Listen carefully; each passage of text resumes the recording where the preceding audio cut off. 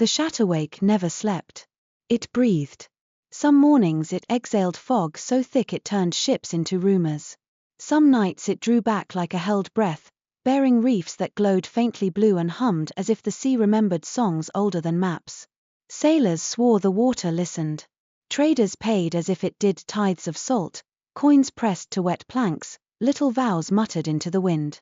The brig Brinewraith cut through it all with a steadiness that made other captains uneasy.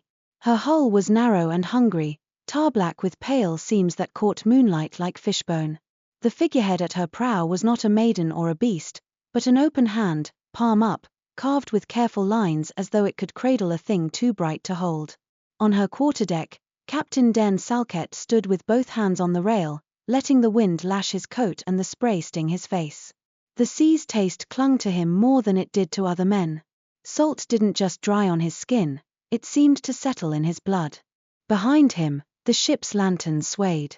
The ropes sang their tight, ordinary notes.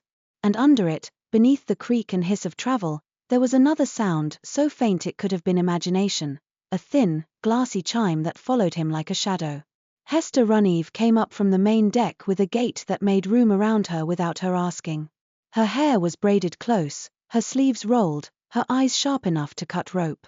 She stopped at his shoulder and looked out at the water as if she could read the Shatterwake's mood the way other people read faces. "Sky's too calm," she said. "That's not the Shatterwake's fault," Dairn replied. His voice was low, roughened by years of shouting over storm and cannon. "It's ours. We've been lucky too long." Hester's gaze slid to him. Lucky. A word with teeth. A word she never used without meaning. Dairn didn't turn. If he looked at her too directly, she would see what the spray couldn't hide, the faint pearling at the edge of his knuckles where skin had begun to take on the wrong kind of shine, like wet rock at low tide. The first hints were always small. Always easy to pretend away. He flexed his hands on the rail. The wood was warm from sun. His palms felt cold anyway. "What did Merrin say?" he asked. "He says the current under us is singing," Hester answered, and her mouth tightened around the last word as if it tasted of superstition. "He says it's pulling sideways. Not enough to turn us, but enough to make his compass sulk." Dairn let his eyes travel along the horizon. Nothing but a ribbon of sea and sky, the line between them sharp as a cut. "Tell him to keep the line. We're not drifting toward any shrine." Hester gave a short laugh. "If the sea wants you near a shrine, Captain, it doesn't send an invitation. It drags." He knew that. He knew it in his bones. He also knew there were worse draggings than the seas. "Anything else?" he asked. "A cutter, 2 points off starboard," Hester said. "Small. Riding low. Might be a trader. Might be smugglers. Might be someone with sense enough to run." Dairn finally turned his head. The movement tugged at something inside him, an ache behind his eyes, a slow pressure like someone tightening a knot. He blinked it away and looked where Hester pointed. A sliver of sail. Too neat, too quick to be an honest fisher. A ship trying to be invisible by being small. The Brinewraith was not small. Dairn's mouth curved without warmth. "Raise our colors." Hester didn't ask which. She went. Within minutes, black cloth snapped up the mast. No skulls, no painted threats, just the open hand symbol, palm up, as if offering.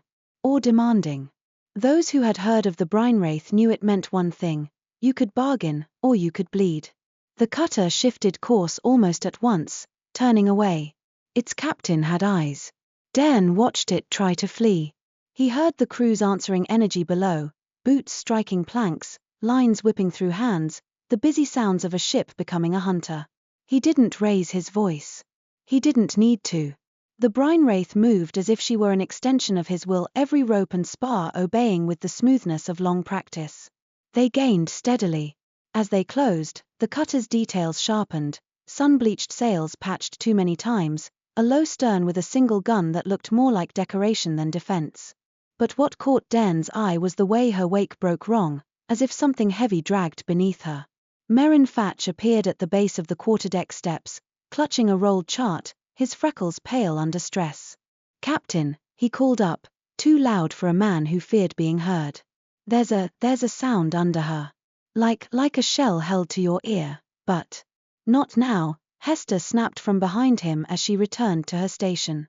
Merrin swallowed and kept his eyes on Dairn, as if only the captain's attention could keep him from floating away. It's not natural. Dairn's gaze didn't move from the cutter. Few things in the Shatterwake are. They came within hailing distance. Dairn took a speaking trumpet from the rail. Cutter off starboard, he called, his voice carrying over water, heave to. You're in my wake. On the cutter's deck, a man in a brown coat turned. Even at this distance, Dairn could see the frantic set of his shoulders. The man lifted his own trumpet. We're under contract, he shouted. We're lawful. We've paid our passage. Then you have nothing to fear from a brief inspection, Dairn called back pleasantly. The cutter's sail tightened. She tried to wring more speed from the wind. Dairn lowered the trumpet and nodded once to Hester. Hester didn't hesitate. Gunnery warning shot, high and wide. A cannon boomed. The recoil shuddered through the brine wraith like a heartbeat. The shot splashed into the sea ahead of the cutter in an explosion of white water. The cutter's sail luffed in panic. Men scrambled. The ship slowed. Dairn's men cheered, rough and eager. They liked simple victories. They liked knowing where the enemy was and what it meant to win. Dairn did not. He watched the cutter's deck. He watched the way her captain's head snapped left and right, searching for escape, searching for mercy. And he watched something else, something being hauled across the deck toward the rail by two men who moved like they wished it were dead. A cask.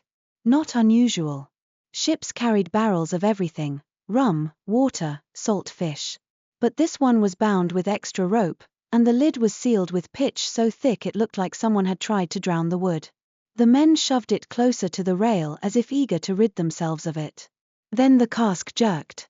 Not from the men's hands. From within. A sound carried across the water, too soft to be called a cry, but too clear to be mistaken for wood shifting. A single note, thin and trembling, that slid through the air like a blade drawn slow. Merrin made a strangled noise below. Hester stiffened. Dairn's grip on the rail went tight enough that the wood complained. The note lodged under his ribs.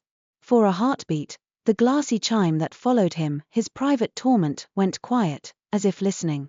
Then it answered. Pain flared behind his eyes. Not sharp, but deep, like pressure in a storm-sick skull. His breath caught.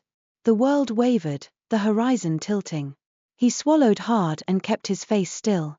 He would not give his crew a reason to look too closely. But Hester's eyes were already on him. Captain.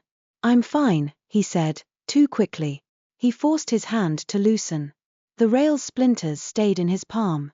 Another note drifted over the water, stronger this time. It wasn't a melody. It wasn't even a song.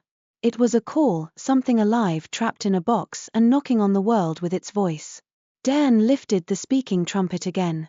Lower your sail and prepare to be boarded, he called, voice steady. Or I'll send you to the bottom and take what floats. The cutter's captain sagged, despairing. He raised his hands. The sail came down. As the ships drew alongside one another, hooks flew. Lines tightened. The hulls kissed with a groan of wood. Dairn descended to the main deck with controlled steps. His boots struck planks that were familiar as his own pulse. The crew parted for him. Men and women with knives at their belts and salt in their hair watched him with the hungry expectation of those who believed their captain could drag fortune from the sea by force of will alone. Auric Pell leaned on a coil of rope near the foremast, his smile quick, his eyes quicker. The quartermaster's coat was too fine for a pirate ship, but Auric had always liked to look like he belonged anywhere money might be exchanged. What's in the cask, Captain? Auric asked, casual as a tavern question. Something the cutter wanted hidden, Dairn said. Which means it's either valuable or dangerous. Or both, Auric murmured, pleased. Hester brushed past Auric without acknowledging him.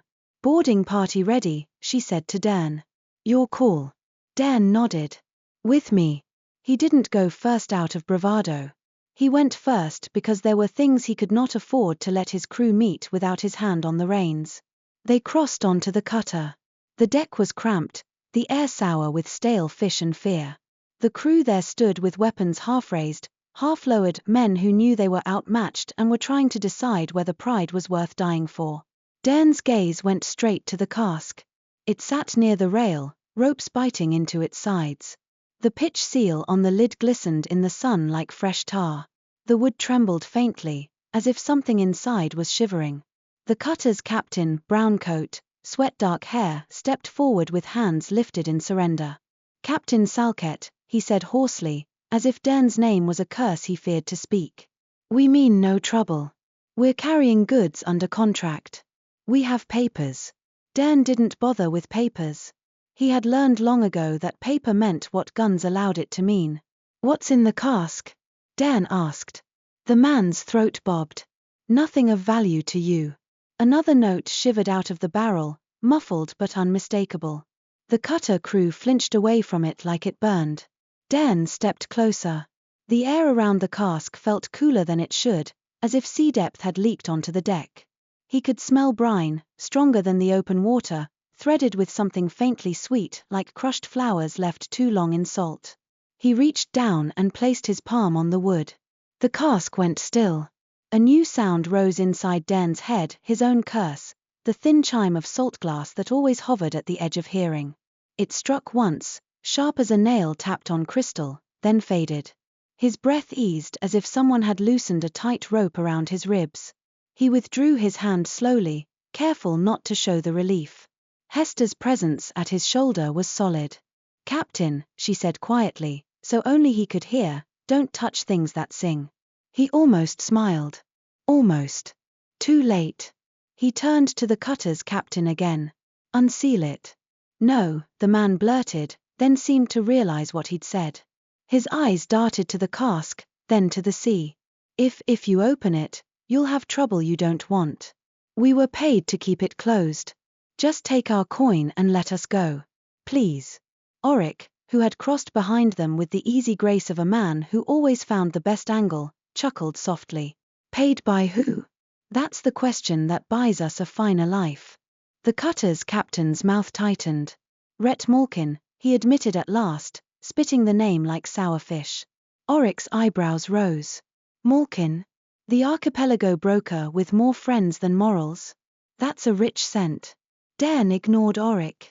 He had no love for Malkin, but he also had no time for old grudges. He had felt the cask's effect on his curse. That mattered more than any trader's name. He took a knife from his belt and held it out, hilt first, toward the cutter captain. "Unseal it," he said again. "Or I'll do it myself, and I'll be less careful."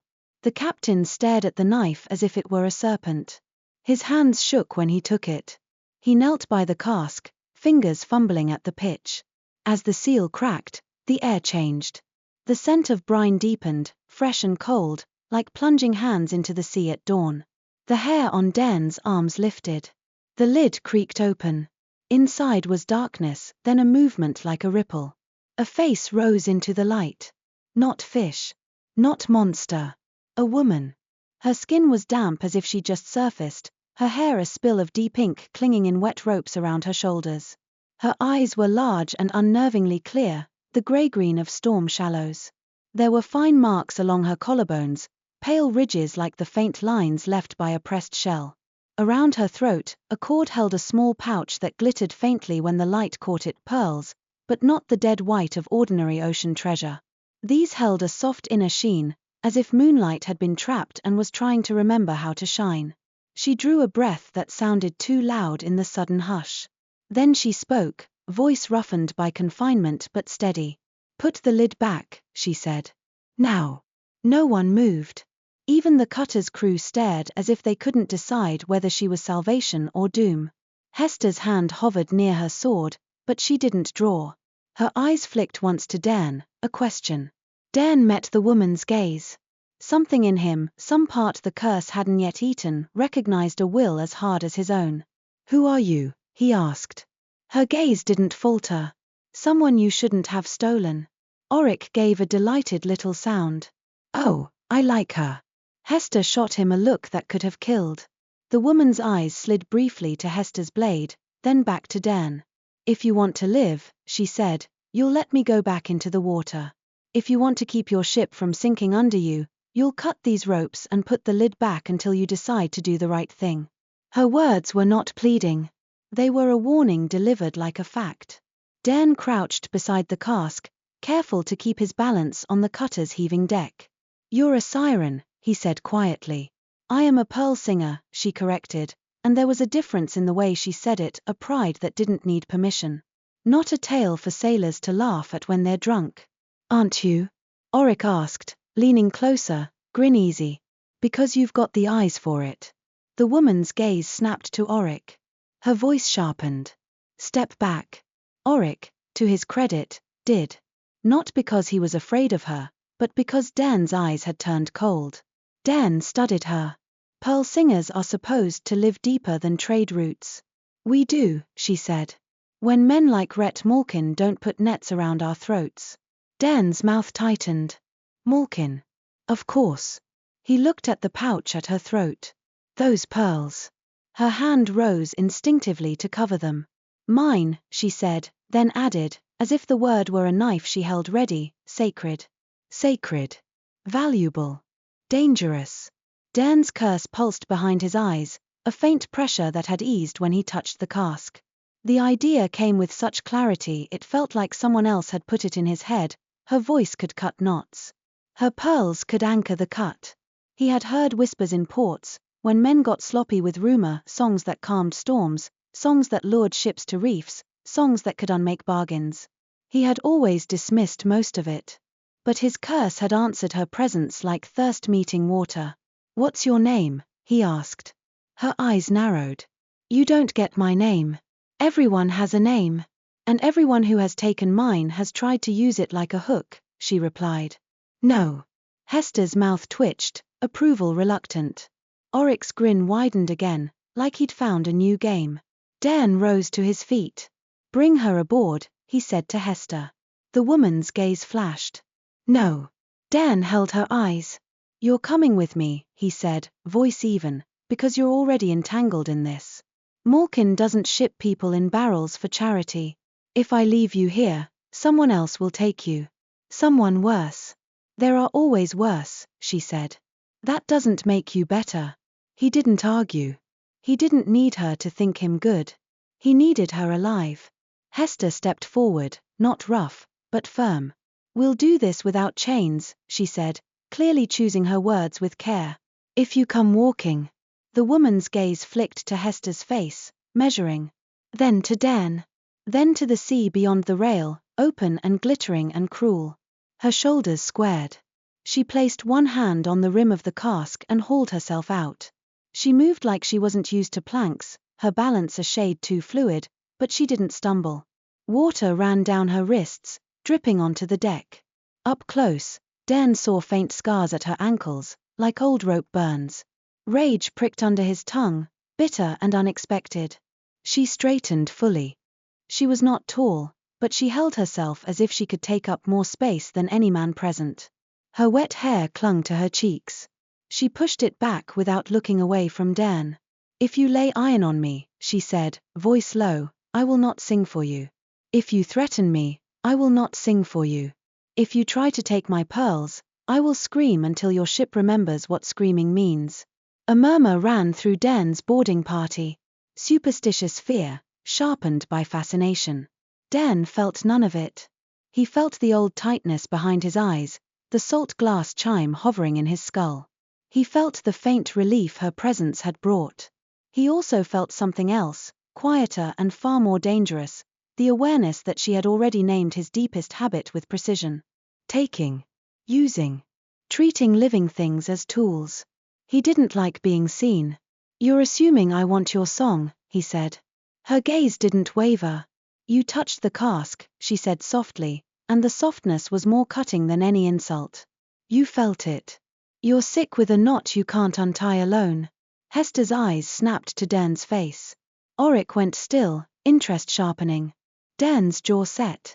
Bring her, he said again, and turned away before anyone could look too hard at his hands. On the brine wraith, the crew's reaction hit like weather. Some spat into the sea, warding off ill luck. Some leaned forward with eyes too bright, as if they'd been given a new kind of treasure. Some stepped back, fear crawling on their skin. A few made the sign of open palms, the ship's mark, like it could protect them from whatever she was. Dairn cut through them all with a glance. "Back to work," he said, and the deck obeyed. Hester led the woman across, keeping space around her like a shield. No one touched her, not because they didn't want to, but because Hester's stare made the air between them sharp. Dairn went to his cabin without flourish. He needed walls. He needed quiet. He needed to breathe without an audience. Inside, the cabin smelled of ink, worn leather, and the faint, constant salt that clung to him no matter how often he scrubbed. Charts covered one wall, weighted at the corners with small stones. A carved box sat on his desk, its lid closed and locked. He didn't look at it. Hester brought the woman in and closed the door behind them, leaving 2 deckhands outside with orders to keep their ears open and their mouths shut. The woman stood in the middle of the cabin, water dripping onto his floor, and looked around with the cool appraisal of someone who had lived her whole life surrounded by predators and refused to be impressed. Dairn leaned back against his desk. "Sit," he said. "No," she replied. Hester's eyebrows lifted, as if to say, "Told you." She crossed her arms and stayed by the door. Dairn studied the woman's face, the set of her mouth, the stubborn line of her chin. "Name," he said, changing tactics. "At least give me something to call you." She hesitated a fraction of a breath, just enough to show there was a real name she guarded, not a lack of one. "Neralie," she said at last. "Neralie Vey. And that is all you get." Dairn rolled the name around in his mind. It tasted like sea air after rain. "Neralie Vey," he repeated. "You're far from wherever you belong." "I belong where I choose," she said. "Then choose," he replied. "Choose what happens next." Her eyes narrowed. A captor offering choice is still a captor. "True," Dairn said simply. "But captors can be negotiated with. Sometimes." Hester made a quiet sound of agreement. Neralie's gaze flicked to Hester, then back. "You want my song," she said. "No question." Dairn's fingers tightened on the edge of the desk. "I want what your song can do," he corrected. A shadow crossed her expression, something like old tiredness, too heavy for someone who looked as young as she did. "It will drain me," she said. "Not like exhaustion. Like years. Like breath. Like the part of me that wakes and remembers itself." Dairn's throat went dry. "How many years?" "That depends on the knot," she said. "And on whether you fight it. And on whether it was tied with truth or lies." Hester's gaze sharpened. "And if it was tied with blood?" Neralie's eyes slid to Hester. "Blood makes a knot hungry," she said. "It asks to be fed again." Silence settled. Outside, the ship creaked. A gull cried. Dairn's curse chimed faintly in his head, impatient. He kept his face still. "I won't have you dying on my deck," he said. The words came out harsher than he intended, and he hated how easily his worry sounded like possession. Neralie gave him a look that was almost pitying. "Then don't ask me to free you," she said. "Because freeing you is the sort of song that eats a singer alive." Dairn pushed off the desk and paced a short line across the cabin, like a man trying to walk himself out of a trap. The pain behind his eyes flared as he moved, pressure, heat. He swallowed it down. Hester watched him with the stillness of someone who had seen him bleed without making a sound. He stopped and looked at Neralie again. "There are smaller songs," he said. "A way to ease it. Slow it." Neralie's shoulders rose and fell with a careful breath. "Yes," she admitted. "Stabilizing harmonics. They don't unmake a knot. They keep it from tightening. They keep it from devouring you too quickly." "How long could you keep it from tightening?" Dairn asked. "I don't know," she said.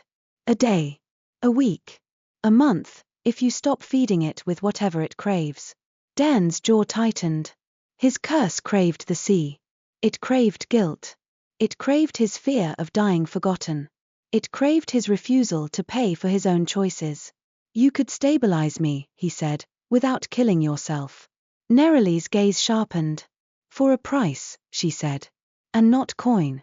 Hester's chin lifted, wary. "What kind of price?" Neralie looked at Dairn. "Vows," she said. "Not promises you can wriggle out of. Vows the sea will hear.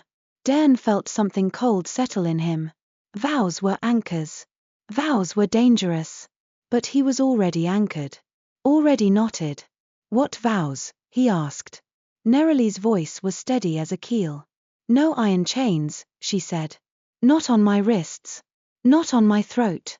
Not hidden in kindness. Hester's eyes flicked to Dairn.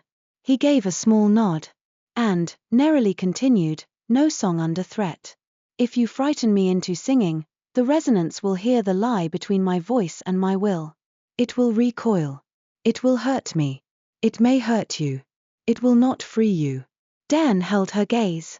I don't threaten, he said, and even as he said it, he knew it was not entirely true. He had threatened ships. He had threatened men. He had threatened the sea with cannon fire like it could be cowed. But he had never threatened something like this. Something that could break him. Neralie's eyes didn't soften. Then don't start now, she said. What's the third?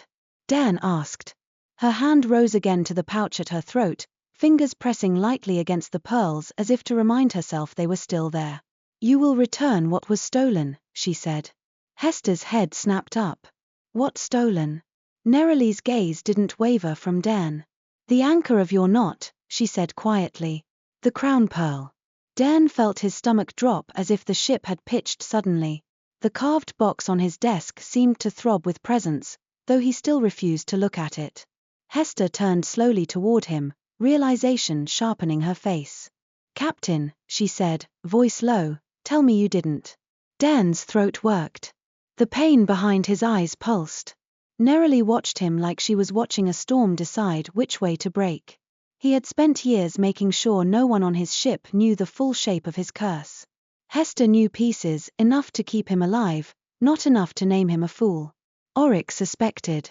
Merrin feared. The rest believed their captain had simply been born with the sea's favor. And now a woman hauled out of a barrel had named the heart of it in 3 words. Crown pearl. The reef-shrine. His bargain. He forced himself to breathe evenly. You know too much for someone who's never met me, he said. I know resonance, Neralie replied. I can hear the shape of your knot. I can hear where it's tied. And I can hear what it wants. His fingers itched, the skin at his knuckles tightening with that faint wrong shine. Saltglass. It always came when he felt cornered. Hester's gaze was hard. Not accusing. Not yet. Waiting. Dairn turned his eyes to the desk, to the carved box that he had locked and never opened in front of anyone. He could pretend. He could lie. He could throw Neralie back in the sea and let the knot take him when it pleased. But the sea listened. And the knot listened more. He spoke, and each word felt like stepping barefoot onto glass. I took it, he said. Hester exhaled slowly through her nose, a sound like restrained fury. Dairn. He didn't look at her. I was younger, he said, then hated the excuse as soon as it left his mouth. I was desperate. I had a rope around my neck in Harrowport and a tide witch offering me a way out. Neralie's gaze didn't change. And you paid, she said. Not enough, he admitted. The cabin went quiet, heavy with the kind of truth that rearranged the air. Neralie stepped forward a single pace. The movement was careful, as if she knew the exact distance between danger and choice.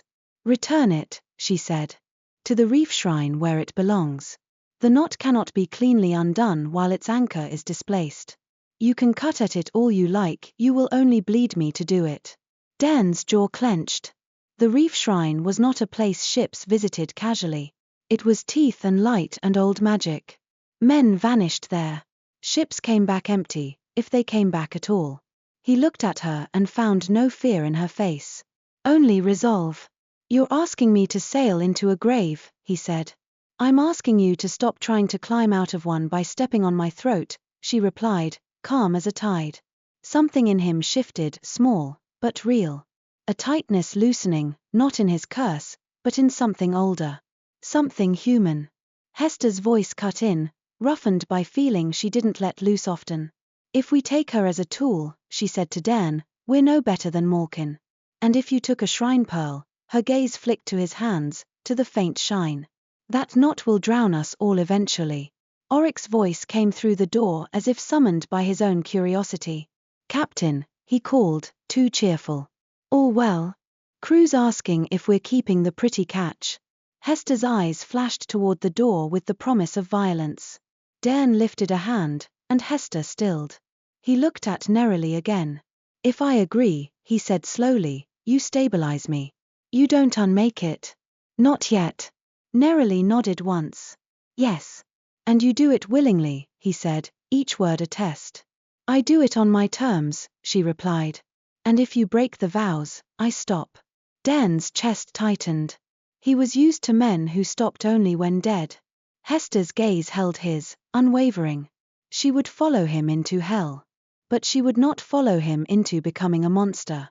Dairn looked at Neralie and saw the damp strands of hair stuck to her throat, the rope burn scars at her ankles, the way she stood as if she'd decided long ago never to beg again. He made his choice. "No iron chains," he said aloud, and the words felt strange in his mouth, like a prayer he hadn't spoken since boyhood. "No song under threat." Hester's expression eased by a fraction, like a blade lowered but not sheathed. Dairn's gaze flicked to the carved box on the desk. His hand hovered near it, then pulled back. He didn't open it. Not yet. Not in front of her. He wouldn't show the sea's stolen heart until he had to. "And I will return what I stole," he finished, voice low. "The crown pearl goes back to its shrine." Neralie studied him as if listening past his words into the truth behind them. Then, slowly, she nodded. "Then I will sing," she said, "but only enough to keep your knot from tightening. Not enough to unmake it. Not until the anchor is restored." Dairn's throat tightened. Relief threatened to show on his face. He forced it down, made it an exhale instead. "When?" he asked. "Soon," Neralie said. "Before the saltglass crawls further. Before your memory goes thin enough you stop caring what you've become." Hester flinched at that, at the nakedness of the statement. Dairn didn't flinch. He had lived with that fear like a second heartbeat. Neralie's gaze held his. "Clear the cabin," she said. Hester's eyebrows rose. "You're giving orders now?" Neralie didn't look away. "You can stay," she said to Hester, "if he wants witnesses. But I won't sing with more eyes on me than necessary." Hester looked at Dairn. Dairn's voice was rough. "Stay," he said. He didn't trust his own restraint enough to be alone in a room with something he wanted too badly. "Not yet." Hester nodded and shifted to stand behind and to the side, a wall with a heartbeat. Neralie lifted her chin. "Sit," she told Dairn. He almost bristled on instinct, then obeyed, lowering himself onto the chair by the desk. The wood creaked beneath him. Neralie stood a few paces away. She closed her eyes. For a moment, Dairn heard only the ship, rope, sail, sea. Then Neralie inhaled. The note she released was not loud. It was not pretty in the way drunk men described siren songs. It was simple and exact, like a single drop of water falling into a still pond. Dairn felt it in his teeth. The glassy chime in his head rose, eager and sharp, then, at the edge of the note, hesitated. As if something had put a hand on it and asked it to be quiet. Neralie's voice shifted slightly, a second tone slipping beneath the first, a harmony that made the air in the cabin feel denser. Dairn's vision sharpened. The pressure behind his eyes eased. His hands, resting on his thighs, stopped trembling with a tremor he hadn't realized had become constant. The relief was so sudden it almost made him nauseous. Hester's breath caught once, quietly, as if she could feel it too. Neralie's brow furrowed. A faint sheen of sweat rose at her temples though the cabin was cool. The pouch at her throat glimmered, the pearls inside catching something that wasn't light.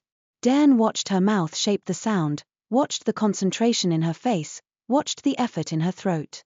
He could see the cost even in this small work. He forced his hands to stay still. Forced himself not to reach for her, as if touching her would steal more than it gave. The note ended. Silence fell like a curtain. Neralie opened her eyes, and they were brighter, as if she'd pulled something from herself and left the edges raw. She swallowed once, winced as though her own voice had scraped her. Dairn drew a breath that felt deeper than any he'd taken in months. He hated how much he wanted to say thank you. He hated how much the word felt like a hook he wanted to cast. You feel it, Neralie said, voice hoarse. I do, Dairn admitted. It won't last, she said. Not if you keep feeding the knot. Not if you keep pretending you can buy your way out with someone else's life. Hester's jaw tightened in agreement. Dairn's gaze held Neralie's, and he found himself saying something he didn't plan, something dangerously close to honesty. I don't want your life, he said. Neralie's eyes narrowed slightly. Want is a slippery word, she replied. Men want many things. The words should have stung. Instead, they steadied him, like a hand braced against a pitching mast. Dairn stood. The movement didn't send pain lancing through him the way it had before. He flexed his fingers.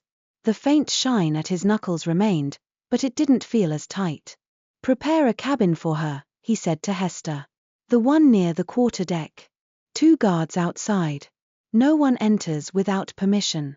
Hester's eyebrows rose. You're keeping her close. I'm keeping her safe, Dairn said. Then, because he needed to mean it, he added, from us, too. Hester nodded once, satisfied enough to move. Neralie watched him, wary. I am not your guest, she said. No, Dairn agreed. But you won't be my prisoner in irons either.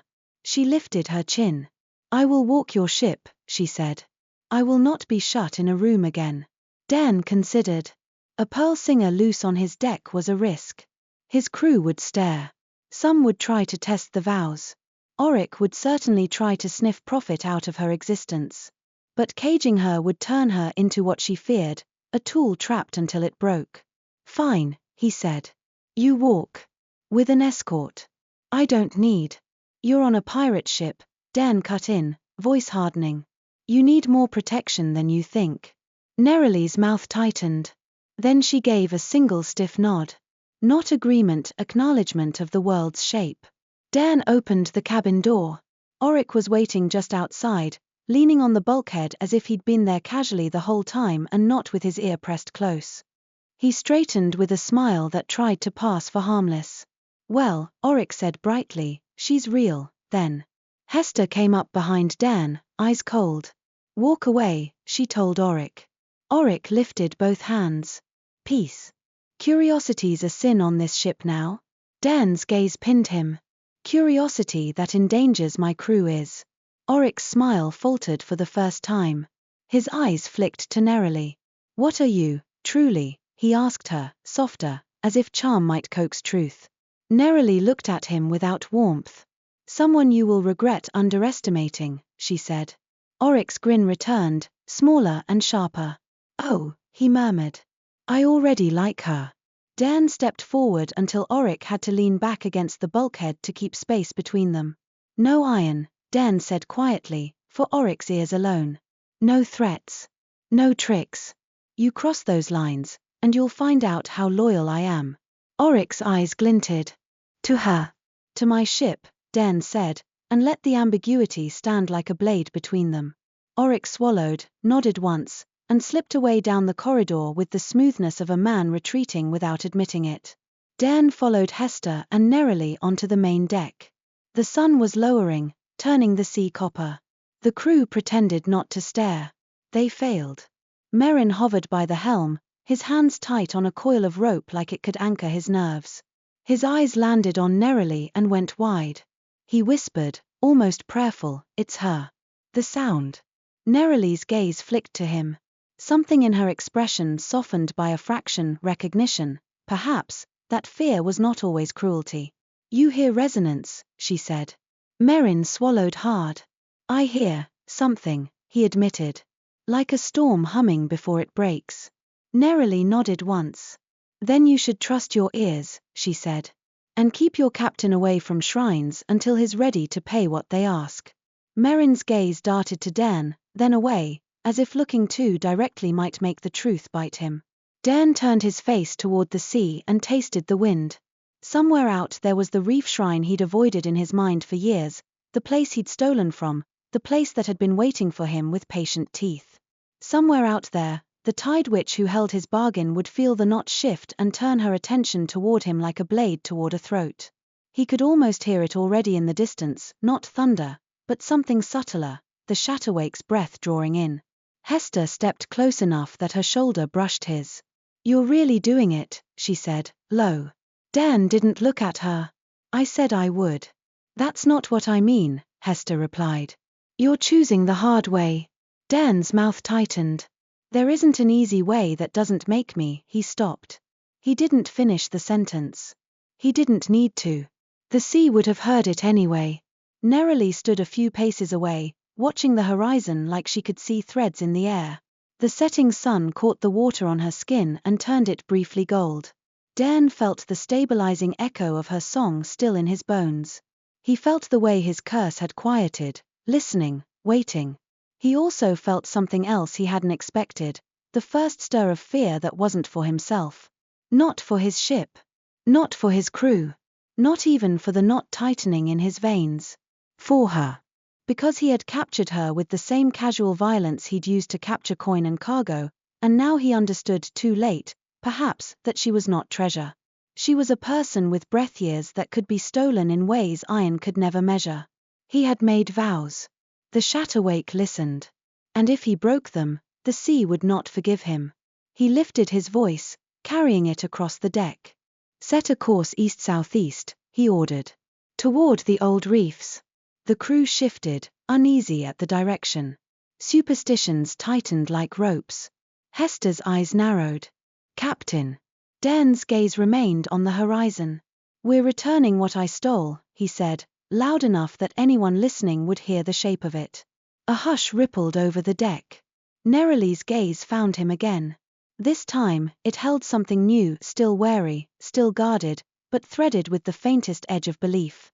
Dairn didn't mistake it for trust. Trust would take time. Trust would take proof. Trust would take choices made when no one applauded.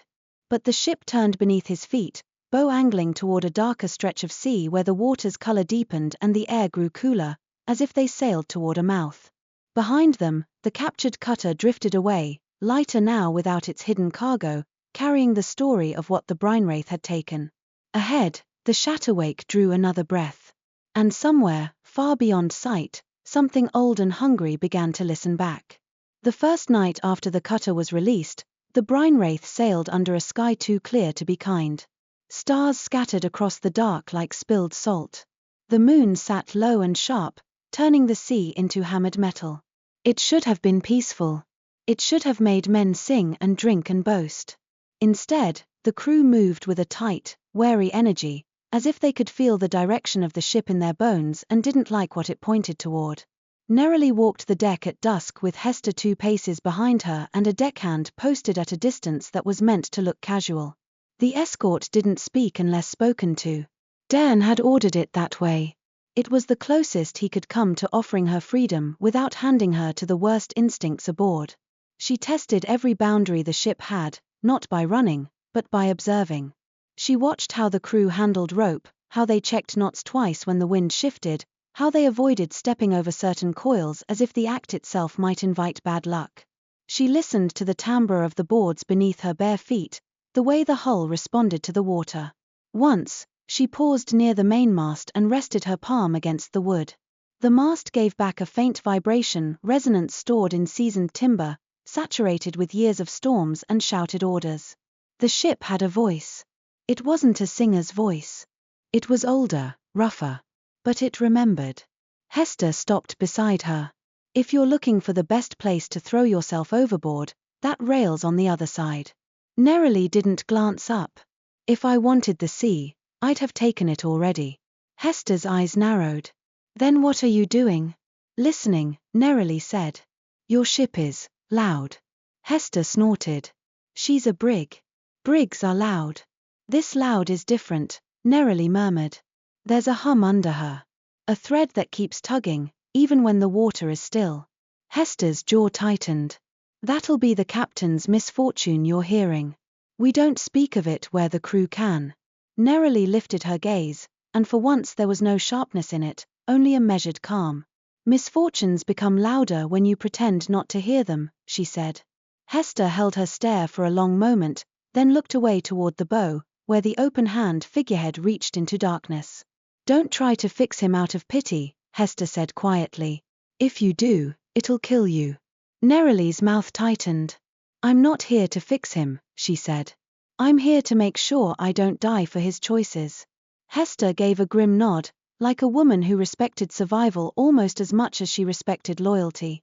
When the lanterns were lit, Dairn kept to the quarterdeck and pretended he did not watch Neralie move below. His restraint was not a virtue he was proud of. It was a discipline he clung to like rigging in a gale. He had known desire before. He had known the quick, thoughtless kind, port taverns, warm bodies, the emptiness afterward made bearable by rum and the next horizon. This was not that. This was a dangerous fascination, sharpened by the relief her voice had given him. His curse had quieted in her presence like a dog settling near a hearth. His instincts, always hungry for advantage, wanted to take that quiet and make it permanent.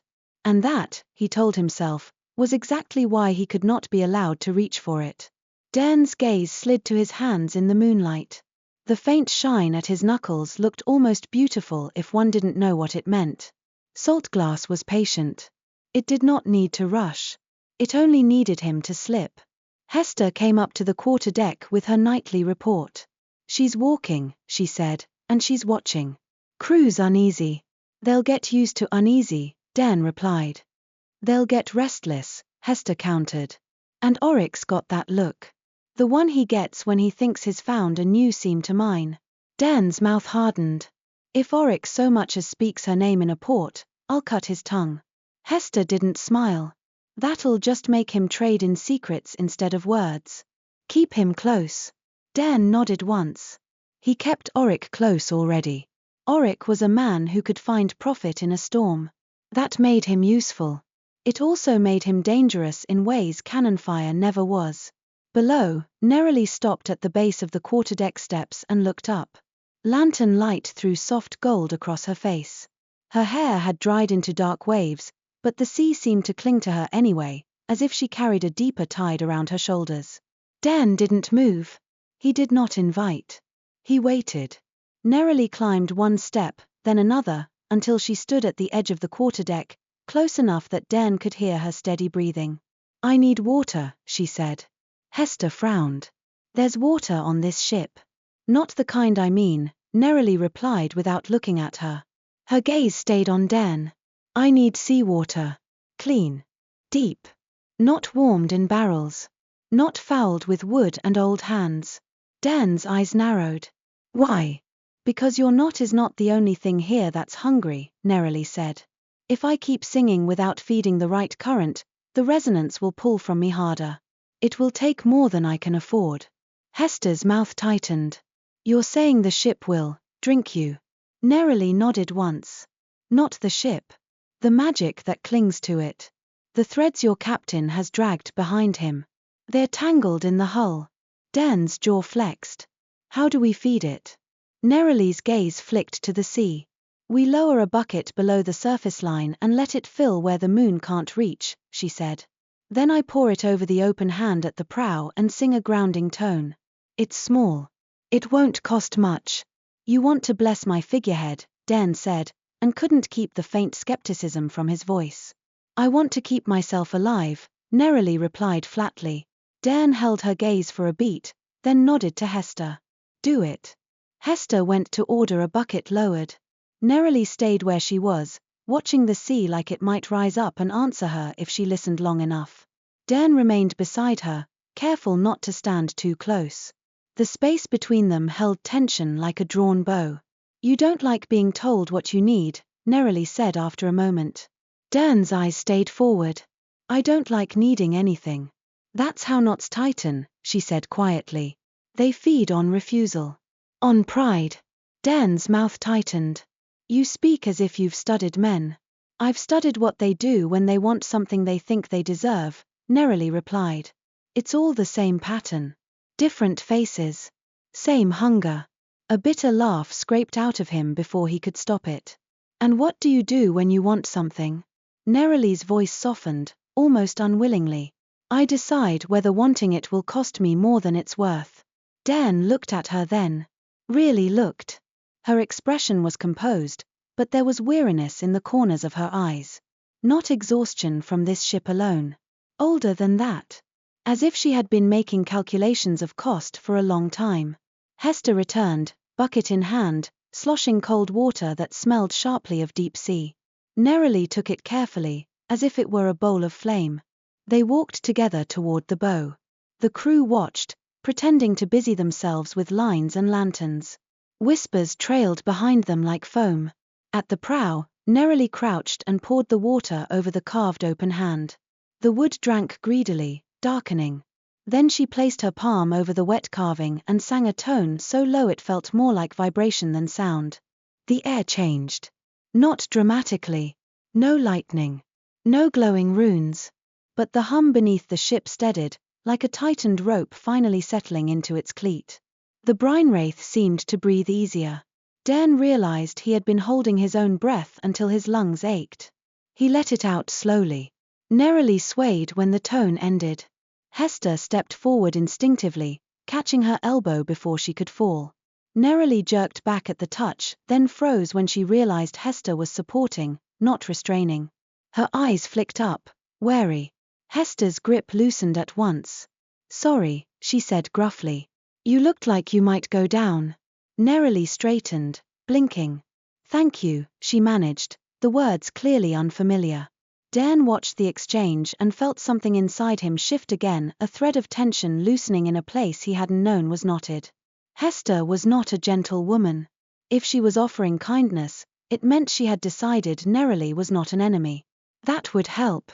It would also make everything harder. The next morning, the sea changed. It wasn't visible at first. The water still rolled blue-green beneath the sun, still flashed white where it slapped the hull. But the wind grew strange, coming in short, uneven bursts, like someone breathing through clenched teeth. The gulls vanished. Even the usual scatter of flying fish was absent. Merrin stood at the helm with his brow creased and his lips moving as he counted something under his breath. Dairn came up beside him. "Report." Merrin swallowed. "Current's wrong," he said. "Compass is steady, but the ship keeps wanting to yaw. Like something's nudging us sideways." "Toward what?" Dairn asked, though he already knew. Merrin's eyes flicked to the east-southeast. "Toward the old reefs." Dairn's hands tightened on the rail. A faint chime sounded in his skull, impatient, like fingernails tapped against glass. He had slept better than he had in months, thanks to Neralie's stabilizing tone. But the knot was still there, still hungry. It felt the direction of travel. It anticipated. Hester appeared, face set. "Sail spotted," she said. "Off our stern. Long and white." Dairn's gaze snapped back. A ship cut the horizon behind them, sleek, built for speed, sails bright as bleached bone. Even at distance, it carried itself with confidence. It did not drift. It pursued. Dairn's stomach tightened, not with fear but with irritation that tasted like old grudges. "Quell," he said. Hester's jaw clenched. "He's quicker than I hoped." Dairn's gaze tracked the ship's line. "He'll close by nightfall if the wind holds." Merrin licked his lips. "Do we run?" Dairn considered. Running meant more days on open water with Quell snapping at their wake. It meant more strain on the crew. More chances for error. And all the while, the knot would pull them toward the reefs anyway, as if laughing at the idea of escape. "No," Dairn said. "We keep our course." Hester stared at him. "That's a fight and a shrine in the same breath." "Then we'd better breathe carefully," Dairn replied. Below deck, Auric Pell was already spreading his influence like spilled oil.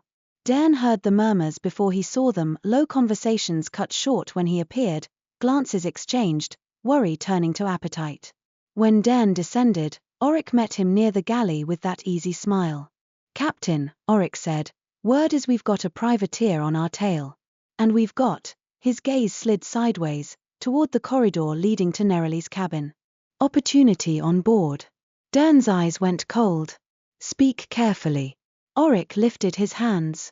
"Always. I'm only thinking of survival. If Quell catches us, he'll hang half the crew and drag the rest to courts. Unless we have something to bargain." "We have cannon," Dairn said. "We have a pearl singer," Auric replied softly, as if savoring the words. And I've sailed long enough to know there are men who'd pay handsomely for a voice like that. Or for the pearls she carries. Or for whatever she can do to curses. The crew nearby quieted, listening. Dairn stepped closer until Oryx's smile tightened. She is not cargo, Dairn said, voice low and deadly. Oryx's eyes flickered. Then what is she? A pause. In it, Dairn felt the weight of every choice he'd made since finding Neralie in that barrel. The vows he'd spoken aloud to the sea. The relief her voice had given him. The danger of that relief, how it tempted him to treat her as medicine. She is under my protection, Dairn said at last. A ripple of reaction went through the crew, surprise, skepticism, some relief, some disappointment. Oryx's smile returned, thinner. Protection, he echoed. From us. Or from the world? Dairn's gaze didn't waver. From whoever tries to take what isn't theirs. Oryx's eyes flashed, then smoothed. Of course, Captain. He bowed his head slightly, respectful enough to pass. I only meant to ensure we all live. So do I, Dairn said. That's why you'll keep your mouth shut about her in port. If I hear you've whispered her name to anyone, I'll make sure you never whisper again. Oryx's eyes held Dairn's for a moment. Then he looked away, smile polite. Understood. Dairn left before the tension could splinter into something worse. He found Hester on deck and relayed the conversation in 3 clipped sentences. Hester's face hardened. He's going to test you, she said. I know, Dairn replied. And the crew, Hester added. Some of them will, too. They're scared. And scared people reach for easy answers. Dairn's gaze slid toward Neralie's cabin. Then they'll learn easy answers cost more than they pay. When Dairn finally went to Neralie, he did it with intention, during daylight, with the ship awake, with the world watching enough that no one could claim secrets. He knocked once on her door before opening it. Inside, Neralie stood by the small porthole, watching the sea pass. Her hair was braided now, pulled back from her face, making her look sharper, more deliberate. The pearls at her throat gleamed faintly. She turned when he entered. You're being hunted, she said without preamble. Dairn shut the door behind him, leaving it unlatched, another deliberate choice. Yes. By the white-sailed ship, she said. The one that stinks of law and gunpowder. Dairn's mouth twitched at the accuracy. Captain Mordrin Quell. Neralie's eyes narrowed.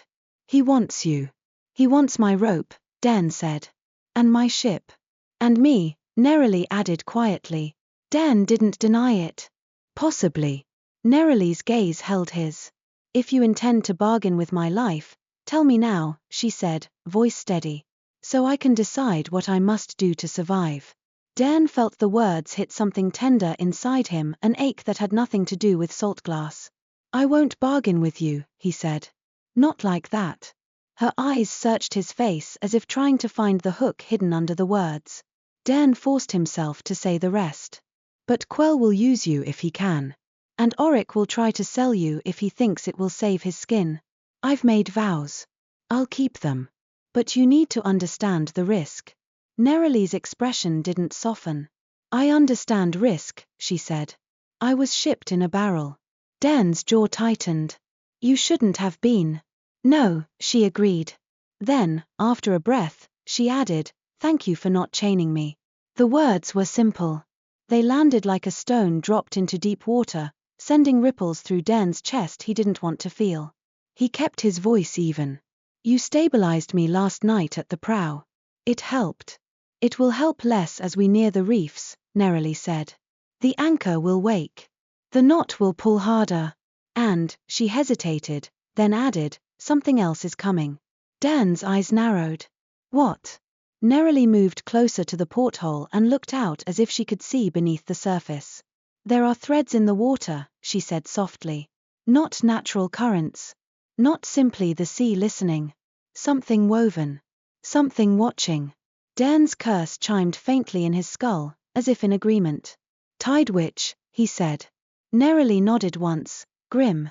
She knows you've stopped feeding the knot the way you used to, she said. She knows you've brought a singer aboard. She'll test your vows. Dairn's mouth hardened. Let her. Neralie's gaze flicked to him. Don't say that, she said sharply. Men always say let her as if it means bravery. It means you haven't imagined the cost. Dairn held her gaze. Then tell me the cost, he said. Neralie exhaled slowly. She'll offer you freedom, she said. And she'll make it easy. She'll put a path in front of you where all you have to do is step on me to get what you want. The cabin felt colder. Dairn's fingers curled into his palm. I won't, he said, and hated how much he needed to say it. Neralie's eyes narrowed slightly. You don't know that yet, she said. You haven't been offered enough. Dairn felt anger flare at her doubt, at his own history that made her doubt reasonable. He tamped it down until it became something steadier. Then we prepare, he said. Neralie tilted her head. Prepare how? Dairn looked at her as if it were obvious. Teach me, he said. Not to sing. Not to do your magic. But to recognize when the knot is being fed. To recognize when I'm being steered. Neralie studied him for a long moment. Then she nodded, slow. All right, she said. But you'll hate it. I've hated most things that saved my life, Dairn replied. That earned him a flicker of something like amusement in her eyes, brief and reluctant, but real. They began that afternoon, not with grand spells but with small discipline. Neralie made him sit at the table and place his hands flat on the wood. She set one of her smallest pearls on the table between them, a dark, smoky bead that held a faint inner shimmer. That pearl is not for sale, she said immediately, as if reading the thought before it formed. It holds a grounding tone. A lesson. Nothing more. Dairn forced his gaze away from it. Understood. Neralie closed her eyes and hummed not a song, not even a melody. Just a vibration that made the pearl's shimmer brighten. Dairn felt it in his chest. The knot in his bones stirred, then quieted. Tell me what you feel, Neralie said. Dairn swallowed. Pressure, he admitted. A pull. Like someone's hand closing around a rope tied to my ribs. Neralie nodded, satisfied. That's the knot, she said. Now I'll change the tone. She shifted the hum, barely. The pearl's shimmer wavered. Dairn's skin prickled. The pull turned sharper, hungry. It made him want to lean forward. To take the pearl. To crush it in his fist and swallow the relief. His fingers twitched. Stop, Neralie said, voice cutting. Dairn froze, muscles tight. He forced his hands flat again. What did you want? Neralie asked. Dairn's jaw clenched. To take it. Why? She pressed. Because it would quiet the pressure, he said through his teeth. Because it feels like relief. Neralie opened her eyes. They were steady, unflinching. That is how you'll be tested, she said. Not with cruelty first. With relief. With the promise that you can stop hurting if you only. She tapped the pearl lightly. Take. Dairn's throat tightened. He looked away, ashamed despite himself. Neralie's voice softened by a fraction. You're not the first man to be knotted by his own choices, she said. But you can be the first I've met who learns to loosen without cutting someone else. The words were a strange kind of kindness, one that didn't excuse him, but didn't condemn him to be forever the worst version of himself, either. It unsettled him more than anger would have. They worked until sunset, repeating the exercise with slight variations. Each time, Dairn learned to name the sensation earlier, to recognize the moment when relief began to masquerade as entitlement. Each time, Neralie's voice grew rougher, her shoulders tighter, until she finally stopped and pressed her fingers to her throat as if to soothe a bruise. Dairn stood abruptly. Enough, he said. Neralie blinked, startled. We're not finished. You're done for today, Dairn corrected, voice firm. I can see what it's costing you. Neralie's mouth tightened. I agreed to. I know what you agreed to, Dairn said, and forced himself to soften his tone. And I'm telling you to stop. Her eyes narrowed. You can't order me to protect myself, she said, voice hoarse. That's not how it works.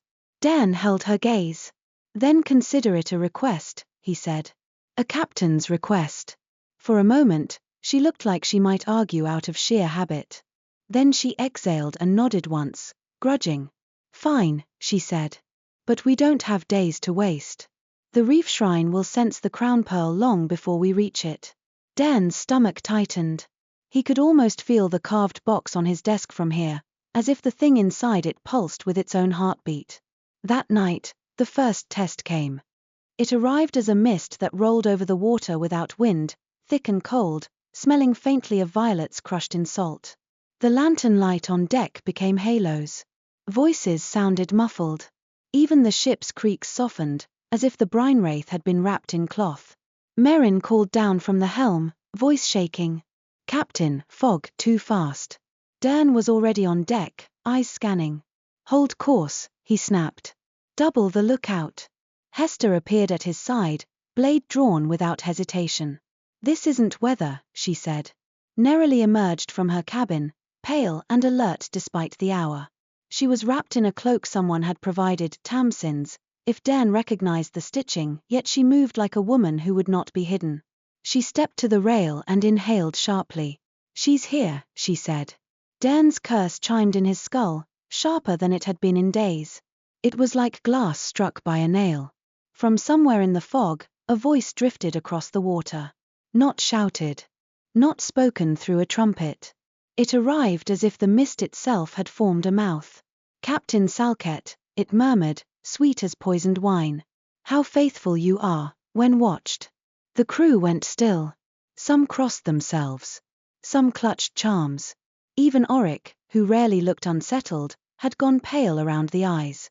Dairn stepped forward to the rail, fingers curling around wet wood. "Show yourself, Morn," he called, voice steady. A low laugh rippled through the fog. "Oh, I am showing myself," the voice purred.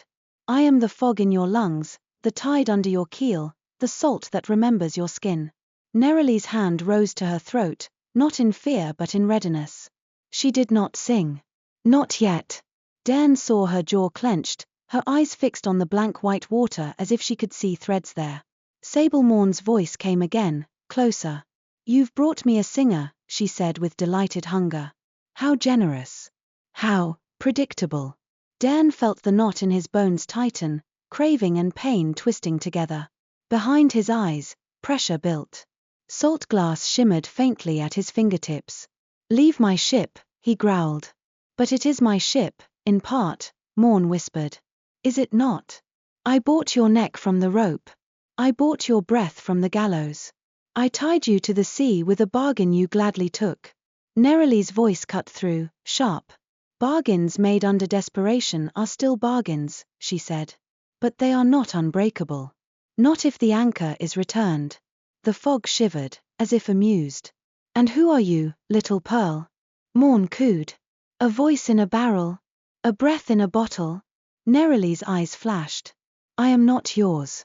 "Oh, but you could be," Morn sighed. "I could keep you. I could cradle you in the deep where men cannot reach. No cages. No ropes. Only quiet, and the slow spilling of your song into my hands." Neralie stiffened, and Dairn saw it, the hook hidden in the witch's words. Not cruelty. Comfort. Relief. Dairn's own body answered with hunger. The knot whispered, "Let her go. Let the witch take her. Be free. Be quiet. Stop hurting." His fingers dug into the rail until pain bit through. He forced his mouth open. "Enough," he said, voice raw. "I won't trade her." A pause. Then Morn laughed, low and delighted. "You think that is the test," she murmured. "No, Captain. The test is not whether you will trade her. It is whether you will beg her." The fog thickened suddenly, wrapping the deck. Dairn's vision blurred. The pressure behind his eyes spiked. Saltglass crawled up his fingers like frost. He staggered one step, breath-catching. The world tilted. For a heartbeat, he couldn't remember the taste of his own name. Neralie moved, quick, instinctive, stepping toward him. Hester's hand shot out as if to steady him, then stopped, remembering Neralie's vow about touch and coercion and all the ways helping could become holding. Neralie reached Dairn's side and looked up at him, eyes wide. "Dairn," she said softly, and hearing his name in her mouth, his real name, hit him like a slap. His curse chimed, shrill. His body screamed for relief. Morn's voice purred through the fog. "Ask her," she crooned. Ask her to sing. Tell her you need it. Tell her you will die without it. Dairn's throat worked. His vision swam. He could taste blood where he'd bitten his tongue. The easiest thing, the thing his old self would have done without thinking, would be to turn to Neralie and say sing, the way one said fetch to a dog. To demand. To command. To take. But he'd vowed. No threats. No coercion. He could still ask. Asking was not taking. Asking was not ordering. Yet he understood, suddenly, what mourn meant. Begging could be its own kind of theft. Begging could put the weight of his suffering on Neralie's shoulders until she felt compelled to pay it with her life. His chest heaved. He met Neralie's gaze and saw fear there, not for herself, but for him. She was ready to sacrifice. He could feel it in the way her posture leaned toward him, as if she'd already decided. That was the true danger. Dairn forced his voice out through clenched teeth. Don't, he rasped. Neralie blinked. You. Don't sing, he said again, louder, though it scraped his throat raw. Not for this. Neralie stared at him, shock flickering across her face. You'll. I know, Dairn snapped, then softened the edge, forcing his breath to steady. I will endure it. I won't spend you. For a heartbeat, even the fog seemed to pause. Then Sable Morn's voice came, colder now, with a razor hidden under velvet. How noble, she murmured. How very inconvenient. The pressure behind Dairn's eyes intensified. Saltglass reached his wrist, the skin there turning faintly translucent, as if his veins were trying to become light. Hester stepped forward, voice hard. Captain. Dairn shook his head once, a small motion, but it was all he could manage. Hold course, he grated. Neralie's hands clenched into fists at her sides. Her face was pale. Her throat worked as if she were swallowing down her own voice. She was obeying him. Not as a command. As a choice. Morn's laugh sounded again, brittle. Very well, she whispered. Keep your pretty vows. Keep your singer. Keep your pain. The fog began to peel away, not lifting like weather but withdrawing like a creature slipping back into the deep. Before it vanished completely, Morn's voice brushed Dairn's ear one last time. But remember, Captain, she purred. There will come a moment when your ship is breaking, your crew is screaming, and your singer is the only rope left. In that moment, you will not be so proud. The fog cleared. The stars returned, sharp and indifferent. Dairn's knees buckled. He caught himself on the rail, breath ragged. His hands were half glass, shimmering faintly in lantern light. Neralie moved again, slower now, careful. May I, she asked quietly, gesturing toward his hands, not touching, but offering. Dairn swallowed hard. His pride screamed for refusal. His pain screamed for relief. He remembered the pearl lesson. The hunger masquerading as entitlement. He met her gaze and forced himself to choose the harder shape of need. Yes, he said, voice rough. If you want. On your terms. Neralie exhaled, shoulders loosening. She stepped closer, lifted her hands, not to hold him, but to hover near his wrists without contact. Then she sang, softly, a stabilizing tone so small it was almost a whisper of sound. The saltglass did not vanish. It eased. The creeping translucence slowed, settling back from his wrist toward his knuckles like frost retreating from sun. Neralie swayed when she finished. This time, Dairn stepped forward and caught his own hands behind his back to keep from reaching for her. Hester, seeing it, shifted to support Neralie's elbow again, but stopped herself, waiting. Neralie straightened on her own, jaw tight. That cost more, she said hoarsely. Dairn's chest clenched. Because of her, he said. Neralie nodded. She tightened the knot on purpose, she whispered. To make me spend myself. Dairn stared into the dark sea beyond the rail and felt something cold settle in him, not fear, not despair. Resolve. We return the crown pearl, he said quietly, as if speaking it to the sea itself. Sooner than planned. Hester's gaze snapped to him. We'll sail ourselves onto the reef. We'll sail carefully, Dairn replied. But we don't give her more time to test us. Neralie's eyes lifted to his. In them, he saw exhaustion and something else. A flicker of respect she hadn't meant to show. You chose pain, she said softly. You chose it when you could have chosen my breath instead. Dairn's throat tightened. Don't mistake it for goodness, he muttered. It's simply a debt I'm tired of paying with other people. Neralie's expression softened by a fraction, so subtle the crew would never have noticed. That's where goodness starts, she said, then looked away as if the admission embarrassed her.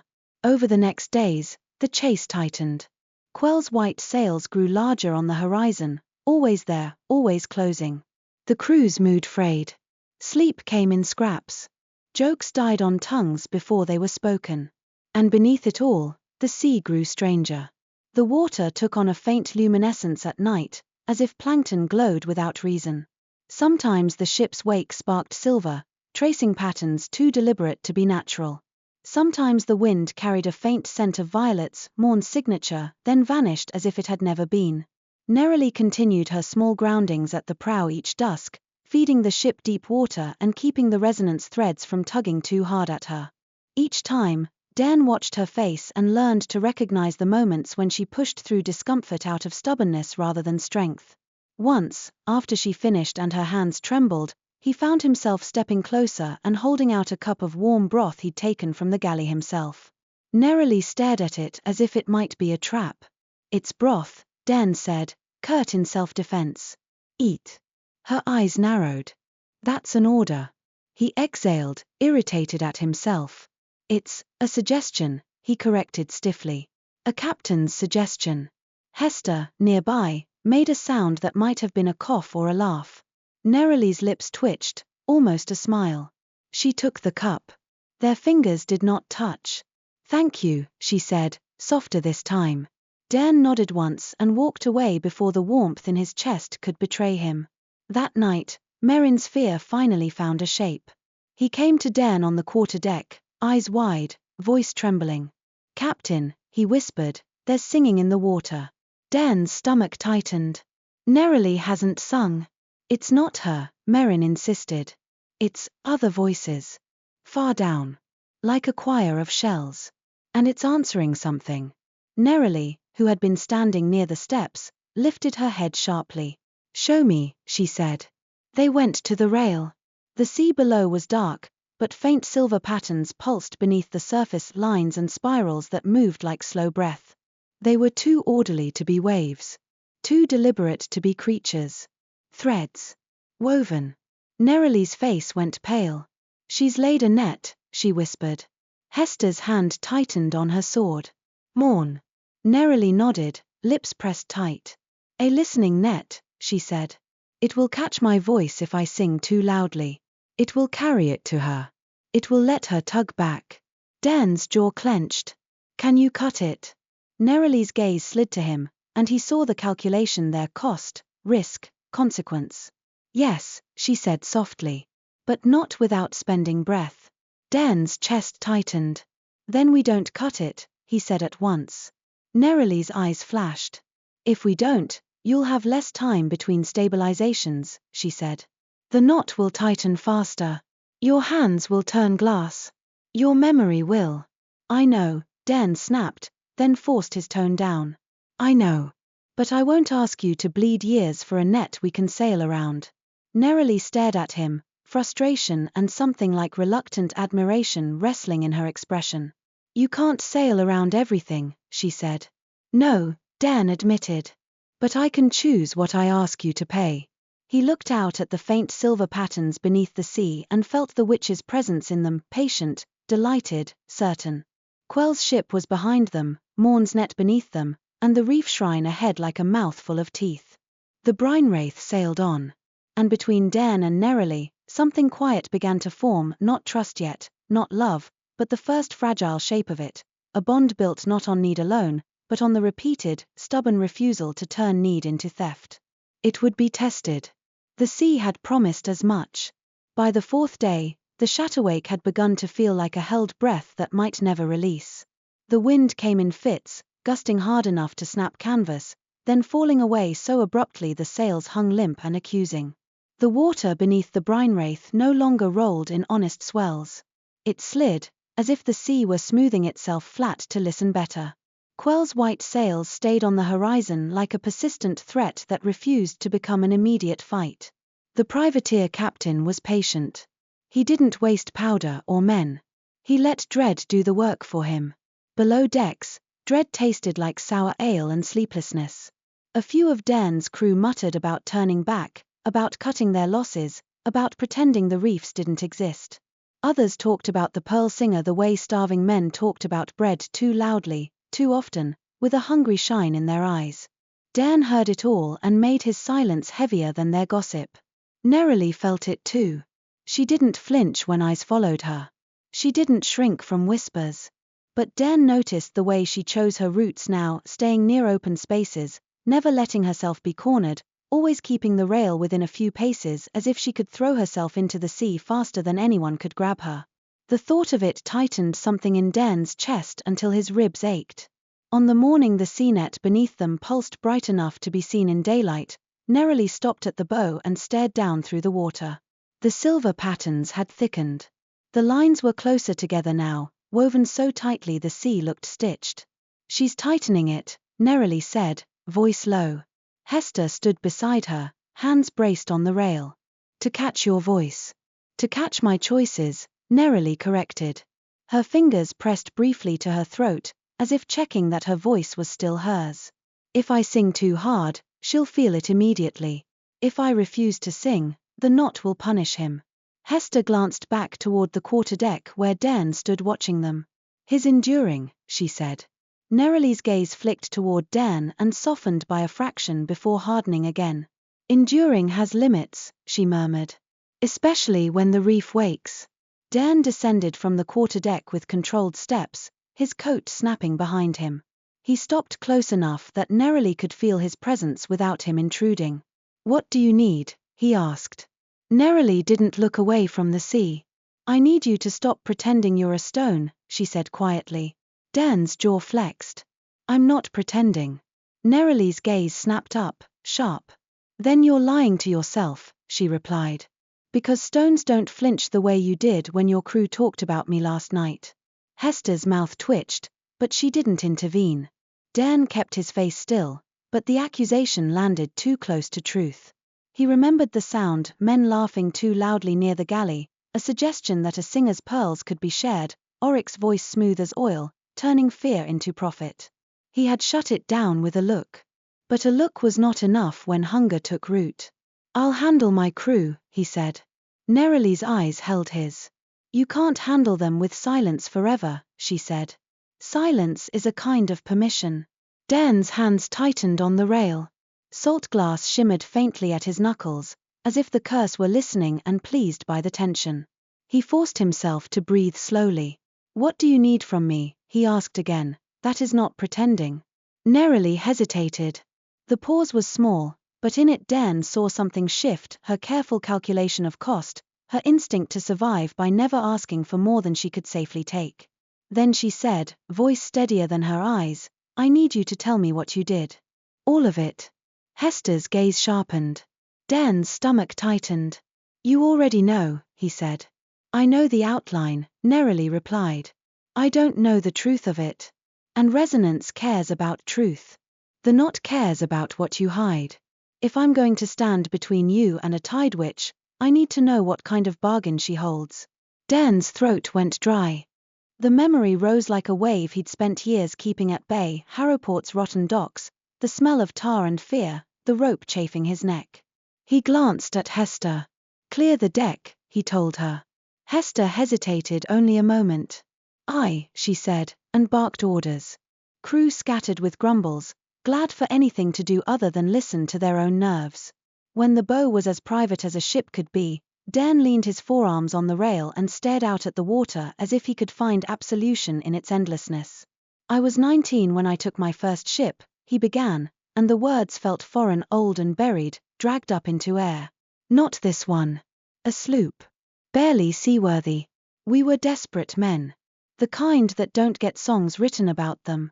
Neralie stood quietly, listening. Hester stayed just far enough away to give them space, close enough to be a wall if needed.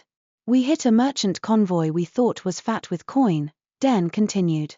"It wasn't." It was supplies. Flour. Lamp oil. Medicine. We took it anyway.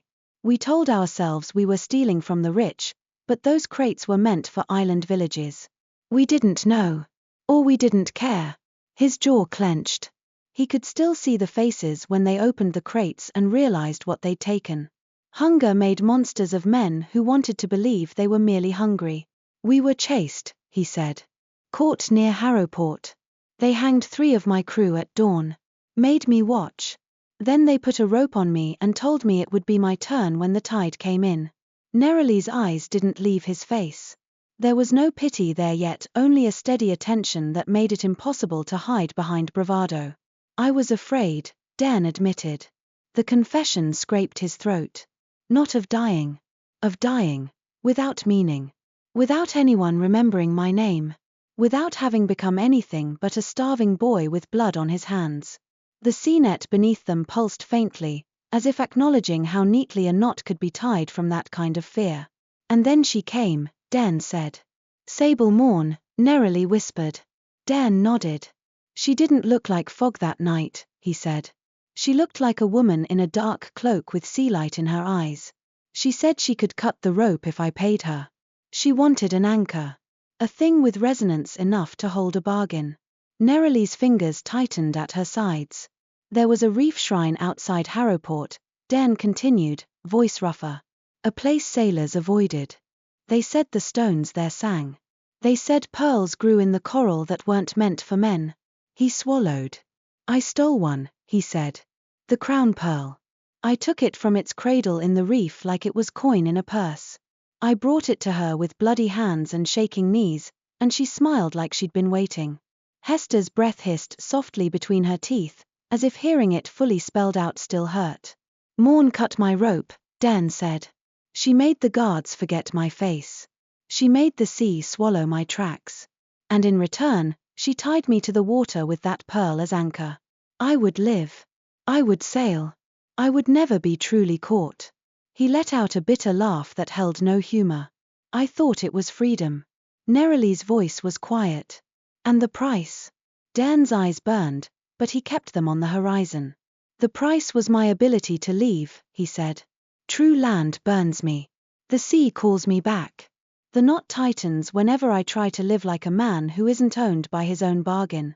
He flexed his hands. The saltglass shimmered in the sun, faint but undeniable. And then, Dairn added, because he couldn't stop once the truth began, there was the other part. The part she didn't say out loud. The part the knot drinks. Neralie's gaze sharpened. What part? Dairn's mouth went dry. It drinks memory, he said. Not all at once. Names. Faces. The warmth of things I cared about. It turns them into glass and lets the sea keep them. Neralie went very still. Hester's jaw tightened, her eyes suddenly too bright. Dairn stared at the water and realized his hands were shaking. Not from pain. From the terror of being seen. I don't remember my mother's voice, he said, and the words came out like a raw wound. I remember the shape of her face, but it's like looking through rippled water. Sometimes I wake up and I can't remember what my own name sounded like before someone else says it. Neralie's breath caught. Then, very softly, she said, that's why you looked. She stopped herself. But Dairn understood. That's why he looked hungry when her voice quieted the knot. That's why he'd wanted to take it. Dairn's throat worked. Now you know, he said. Now you can decide if you want to be near it. Neralie's gaze dropped to his hands. The saltglass glimmered like thin ice. Her expression was tight with something complicated: anger at what he'd done, horror at what was being done to him, and a fierce, stubborn refusal to let either become an excuse. She lifted her eyes again. Thank you for telling me, she said, voice steady. Dairn frowned, thrown. That's not a thing to thank me for. It is, Neralie said. Truth is the only kind of rope that doesn't rot. Hester made a low sound, like agreement she didn't want to admit. Neralie's gaze shifted to the sea net beneath them. The net is listening, she murmured. And now it knows what it can tug. Dairn's stomach tightened. Then we move faster. They did. The brine wraith pushed hard through the afternoon, sails straining in fickle wind. The crew worked with a grim efficiency born of fear and the captain's glare. Cannons were cleaned. Powder was checked. Lines were inspected twice. Tamsin Vero walked the deck with her carpenter's eye, tapping boards, muttering about stress fractures and praying under her breath in a way that sounded more like bargaining than faith. Quell's ship crept closer, as if sensing their urgency. By sunset, the white sails were no longer a line on the horizon. They were a presence, large enough that even the most stubborn of Dairn's crew couldn't pretend they weren't being hunted. That night, the sea took on that faint, wrong glow again. The wake sparked silver patterns that formed and vanished. The air carried violets. Dairn stood alone on the quarterdeck for as long as he dared, staring into the dark. His curse chimed faintly, restless. The net beneath them pulsed in time with his heartbeat, as if it had learned his rhythm.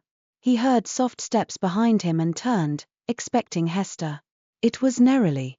She stood at the base of the steps, cloak pulled tight against the night, her face pale in lantern light. The pearls at her throat gleamed faintly, like trapped moonlight. Dairn's first instinct was to send her back below.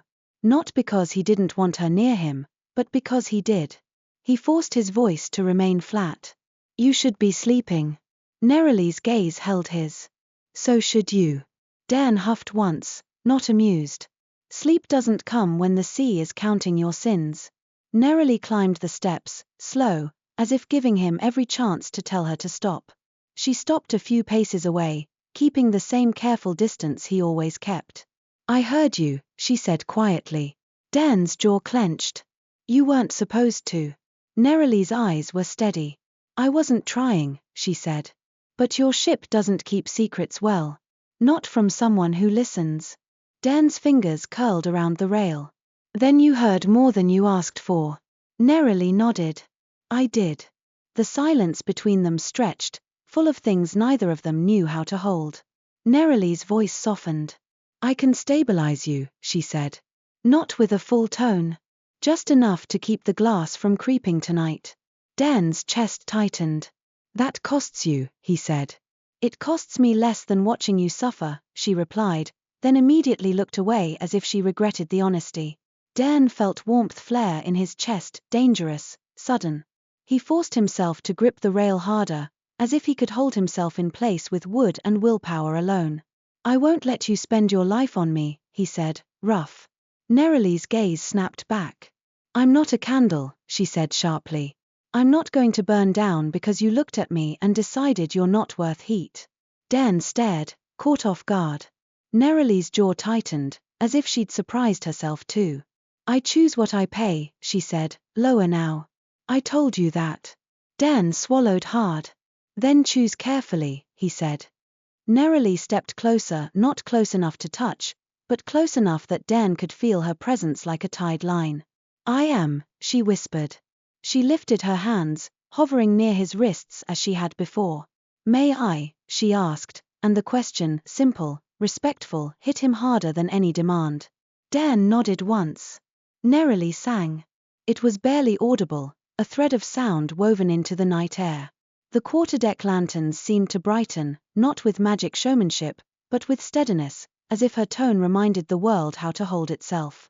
The chime in Dairn's skull softened. The pressure behind his eyes eased. The saltglass shimmered at his knuckles and stilled, no longer creeping. Dairn exhaled, long and slow, as if he'd been holding his breath since Harrowport. When Neralie stopped, she swayed. Her shoulders rose and fell as she caught her breath, her throat working. Dairn's hands twitched behind his back. He wanted to steady her. He wanted to do what Hester had done, support without trapping, care without claiming. But he was afraid that if he touched her, even gently, his hunger would interpret it as permission to want more. So he did the only thing he could do that felt safe. He stepped back. Neralie watched him, her eyes narrowing slightly, then softening again, as if she understood the struggle and didn't know whether to be frustrated or grateful. Thank you, Dairn said, and the words came out raw, unpolished. Neralie swallowed. You're welcome, she said quietly. The moment could have become something else, something tender, something dangerous, if the sea hadn't chosen then to remind them both who was listening. A ripple moved beneath the ship, wrong and deliberate. The net below them flared bright enough that silver lines could be seen through the dark water like lightning trapped under glass. Neralie stiffened, eyes wide. She felt that, she whispered. Dairn's stomach dropped. It was barely a tone. The net isn't catching volume, Neralie said, voice tight. It's catching intent. It's catching closeness. Dairn's chest tightened. Then we stop, he said, harsh. Neralie shook her head, frustration flashing. Then you die, she snapped. Not today, perhaps, but soon. And she wins. Dairn's jaw clenched. He looked out into the dark sea and felt Morn's presence like cold fingers on the back of his neck. We cut the net, he said suddenly. Neralie's eyes widened. That will cost. I know, Dairn cut in, then forced himself to breathe. Not with your breath. Neralie stared at him, wary. How, then? Dairn's gaze slid to his own hands. The saltglass gleamed faintly. He remembered Morn's bargain. Blood made knots hungry.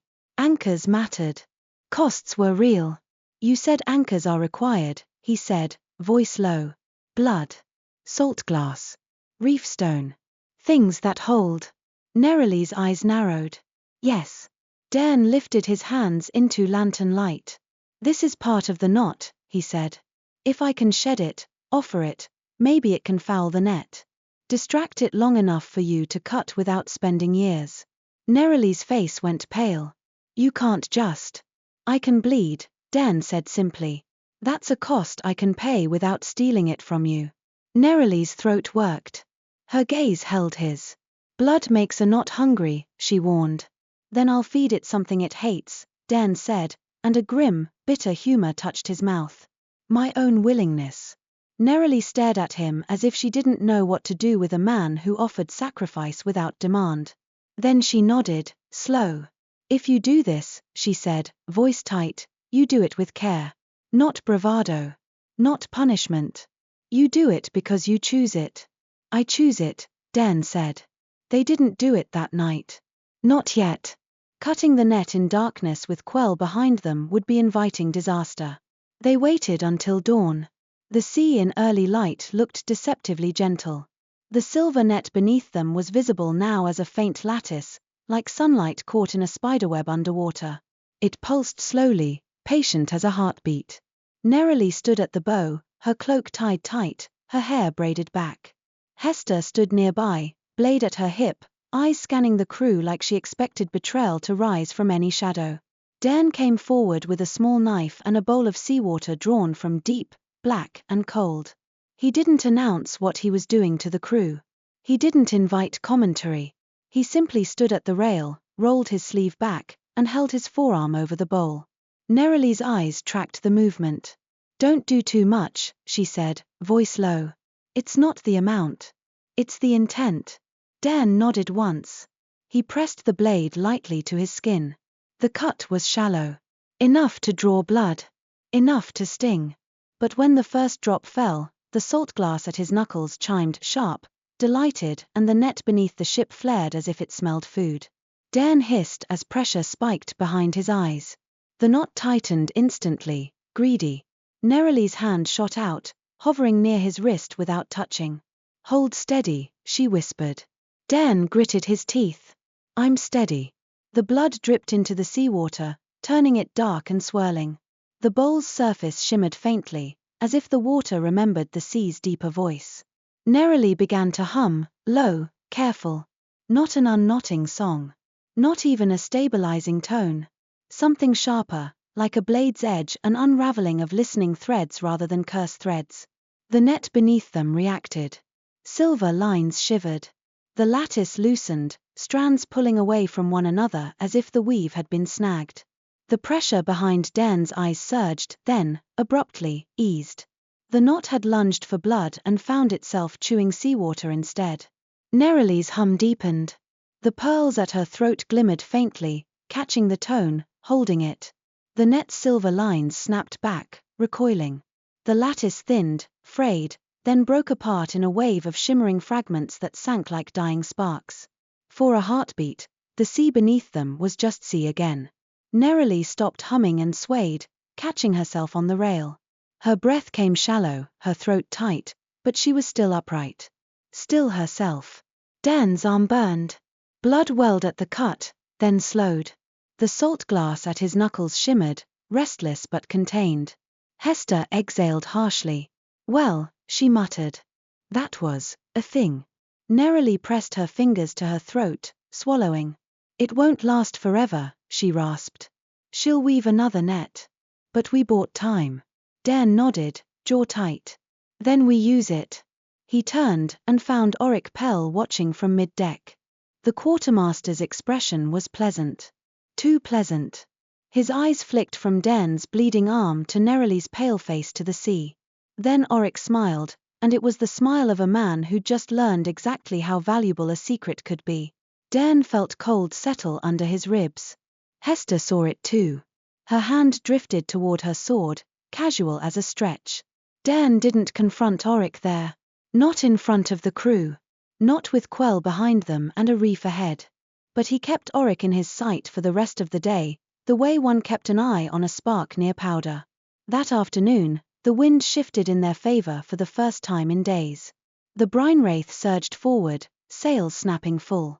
The crew's energy sharpened, hope, brief and dangerous. Quell's ship fell back a fraction, forced to adjust its angle. By evening, the sea began to change color. It deepened, turning from blue-green to a darker shade that looked almost purple in the fading light. The air grew cooler. The gulls did not return. The horizon ahead seemed jagged, though nothing yet broke the surface. Merrin stood at the helm, face pale, his hands white-knuckled on the wheel. We're near, he whispered. Neralie came to stand beside him, gaze fixed forward. I can feel it, she murmured. The shrine is awake. The crown pearl is calling home. Dairn's stomach tightened. The carved box in his cabin might as well have been hanging around his neck for how heavy it suddenly felt. The crew quieted, even those who scoffed at superstition. Men who'd laughed at ghosts now glanced nervously into the water as if expecting hands to rise from it. Tamsin walked the deck one last time, tapping boards, muttering. Hold together, she murmured to the ship like it was a stubborn mule. Just hold together. As twilight fell, the first reef lights appeared. Not above the water, but beneath it, blue-white glows that pulsed in slow patterns, like breathing coral. The sea ahead looked sprinkled with stars that had sunk. Neralie's breath caught. That's the outer ring, she whispered. Hester's eyes narrowed. Reefs. Teeth. And singing stones, Neralie added, voice low. Don't let the crew whistle. Don't let them shout at the water. Sound matters here. Dairn's gaze swept his ship. He raised his voice once, hard and clear. No singing, he ordered. No whistling. Speak only when needed. A few men scoffed, but Hester's glare crushed most dissent. The reef lights pulsed brighter as they drew nearer. The air took on a strange pressure, as if the world were holding itself taut. Behind them, Quell's ship was still visible, white sails ghosting in the gloom, closing again now that the wind had eased. They were being squeezed between law and magic, between rope and teeth. In the tightening quiet, Dairn felt Auric's gaze on Neralie like a hand hovering too close. He saw the moment Auric made his choice, subtle, almost nothing. A glance toward the jolly boat.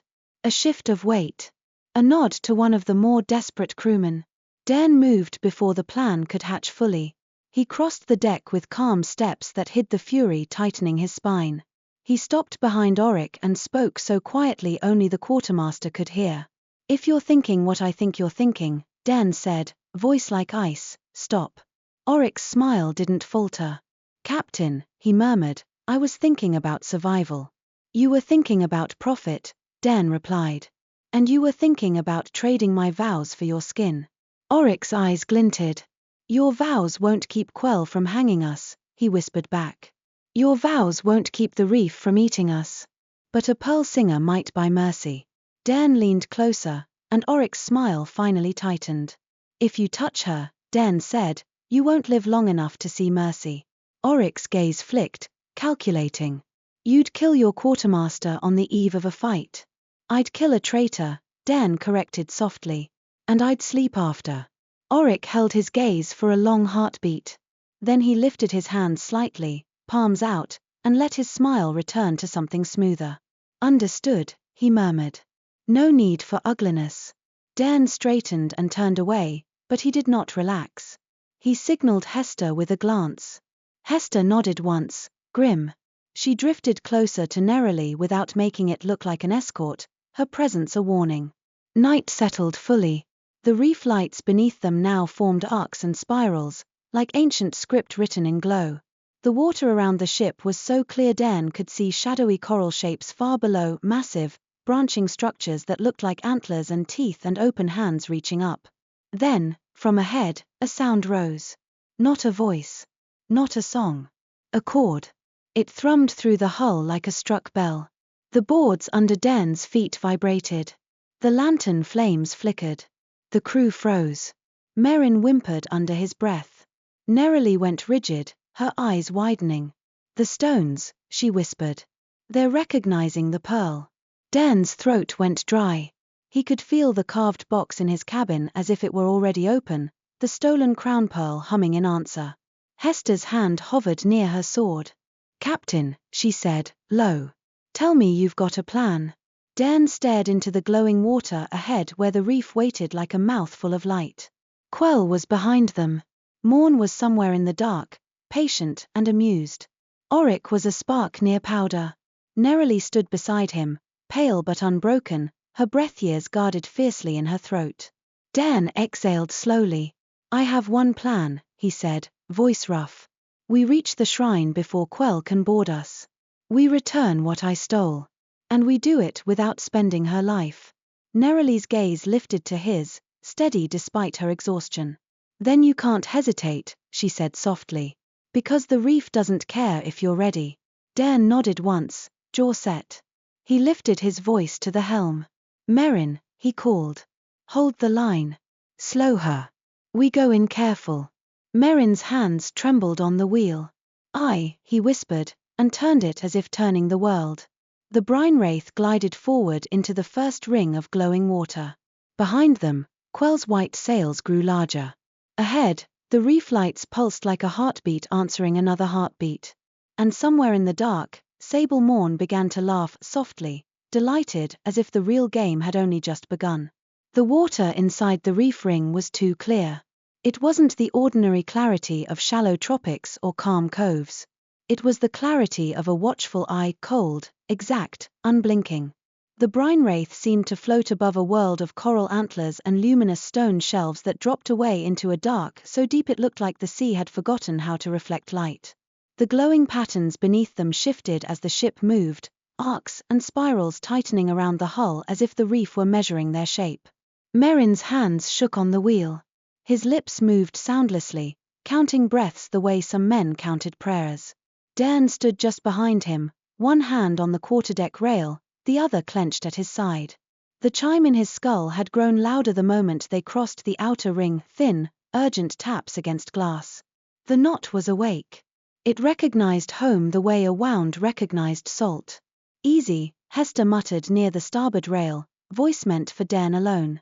She's thread in teeth, Merrin. Let him. Merrin swallowed. I'm letting her, he whispered, and his knuckles went whiter as the ship glided forward. Neralie stood near the bow, eyes fixed on the water beneath them. The pearls at her throat shimmered in the reef light like small captive moons. Her posture was steady, but Dairn could see the tension in her shoulders, the tightness in her throat as if she were holding her breath against the shrine's pull. The stones are listening, she said quietly. Every word matters here. Dairn kept his voice low. Then tell me what to do. Neralie's gaze flicked to him. First, she said, you bring the anchor out. A weight dropped into Dairn's stomach. He nodded once, clipped, and turned toward his cabin. As he descended the steps, the crew's eyes followed him. Their faces were lantern-lit and strained. Fear had sharpened some into obedience and others into desperation. Dairn could taste the difference like salt on his tongue. Oryx Pell leaned near the mainmast, expression mild, hands folded as if he were merely watching weather. His gaze slid over Dairn's shoulder, toward the white sails behind them. Quell was closer now, close enough that the shape of his ship was distinct against the night. Close enough that Dairn could imagine the creak of Quell's timbers, the disciplined rhythm of his men. Close enough to feel time running out. Dairn went into his cabin and shut the door. For a heartbeat he stood with his back to it, staring at the carved box on his desk like it was a beast that might bite if he looked wrong. He had locked it for years. Not because it couldn't be stolen, anything could be stolen, but because he couldn't bear to feel it too often. The crown pearl had a presence that made the knot in his bones purr. He sat at the desk, forced his hands to still, and took out the key. The lock clicked open with a sound far too small for what it meant. Dairn lifted the lid. Moonlight from the porthole and reef glow from the sea poured into the box like water. The crown pearl lay inside, cradled in black velvet, larger than any pearl he'd ever seen and darker than it had any right to be. It wasn't white. It wasn't cream. It was the color of storm depth, a dark that held faint iridescence when the light hit it, greens and violets and bruised silver, shifting like living skin. It hummed. Not with a sound you heard in your ears, but with a pressure in your teeth and a tightening at the base of your throat, like the sea was pulling a thread through him. Dairn's hands began to tremble. The chime in his skull rang louder, delighted and furious all at once. He swallowed hard and wrapped the pearl in the velvet, then in a strip of sailcloth, as if layers could keep it from speaking. They couldn't. It spoke anyway, thrumming under his palms like a heartbeat. When he opened the cabin door, the ship's corridor felt narrower, as if the Brinewraith herself knew what he carried. He climbed back onto the deck and felt the crew's attention snap to the bundle in his hands. Murmurs rose, small, superstitious. Neralie turned at once. The moment her eyes landed on the bundle, she went very still. "That's it," she whispered. Dairn's voice came out rough. "Yes." The reef beneath them pulsed brighter, as if answering. The luminous spirals tightened into a broad arc that curved toward the ship's bow like a beckoning gesture. Hester stepped closer to Dairn, her gaze hard. "You kept it on board," she said, not accusing so much as grimly resigned. "All these years." Dairn didn't look away. "I couldn't put it back alone," he said. "And I couldn't throw it away. It was a hook." Neralie's eyes stayed fixed on the bundle. "It's not just a hook," she said quietly. "It's a mouth. And it remembers who stole it." Dairn's jaw tightened. "Then I'll let it remember me properly." He moved to the bow. Neralie followed, Hester a step behind, and Merrin's gaze flitted between them like a trapped bird. As they reached the open-hand figurehead, the reef cord thrummed again through the hull, deeper this time. Lantern flames shivered. A few crew members stumbled and grabbed rigging to steady themselves. Quell's ship behind them fired no shot. He didn't need to yet. He was letting the reef do the frightening. Neralie crouched at the prow and pressed her palm to the wet wood of the figurehead. "We have to place it in its cradle," she said. "There's a shelf below, see the arc of light? That's the path." Dairn looked down. Beneath the clear water, he could make out an ancient stone ledge that rose like a platform, its surface carved with spirals that glowed faintly. At its center was a shallow depression shaped like a cup, dark, waiting. A cradle. For a heartbeat, Dairn remembered stealing it, the cold bite of water around his arms, the way his lungs had burned, the sudden thrill when his fingers closed around something that felt alive. He'd thought it was fortune. He'd thought it was his. The knot chimed in his skull, hungry. Dairn clenched his teeth. "How do we reach it?" Neralie's eyes flicked to him. "We don't dive," she said quickly, reading the impulse. "Not here. The shrine isn't just stone. It's resonance. If you go in with theft still clinging to you, the reef will treat you like a wound." Hester let out a low curse. "Then how?" Neralie lifted one of her smaller pearls from her pouch, smoky and dark. She held it up. "I can set a line," she said. "A return thread. It will guide the pearl down the path without hands touching it." Dairn's throat tightened. "What will it cost you?" Neralie hesitated, then said, "Not years. Not if the shrine wants it back as badly as I think it does. But it will still drain me." Dairn's gaze went to her face. Her eyes were steady, but her mouth was too tight. She was already tired. He could hear it in her breaths. Behind them, Quell's ship creaked closer. A faint call drifted over the water, ordered voices, the sound of disciplined men preparing grapnels. They didn't have time to wait for strength to return. Neralie met Dairn's gaze. "This is why I'm here," she said softly. "Don't try to spare me out of pride." Dairn forced himself to nod. "On your terms," he said. "Always." Neralie swallowed and began to sing. It was not the stabilizing tone she used on his curse. It was higher and stranger, threaded with a pattern that made the air feel as if it had become water. The pearl in her fingers shimmered, and the reef light beneath them answered, brightening in the carved spirals. The bundle in Dairn's hands thrummed harder, as if it recognized the call and wanted to leap free. Dairn held it steady, not tightening his grip as if he owned it, but cradling it as if he were merely carrying a wounded thing back to its bed. Neralie's song shifted. The smoky pearl lifted from her palm, floating a finger's breadth above her skin.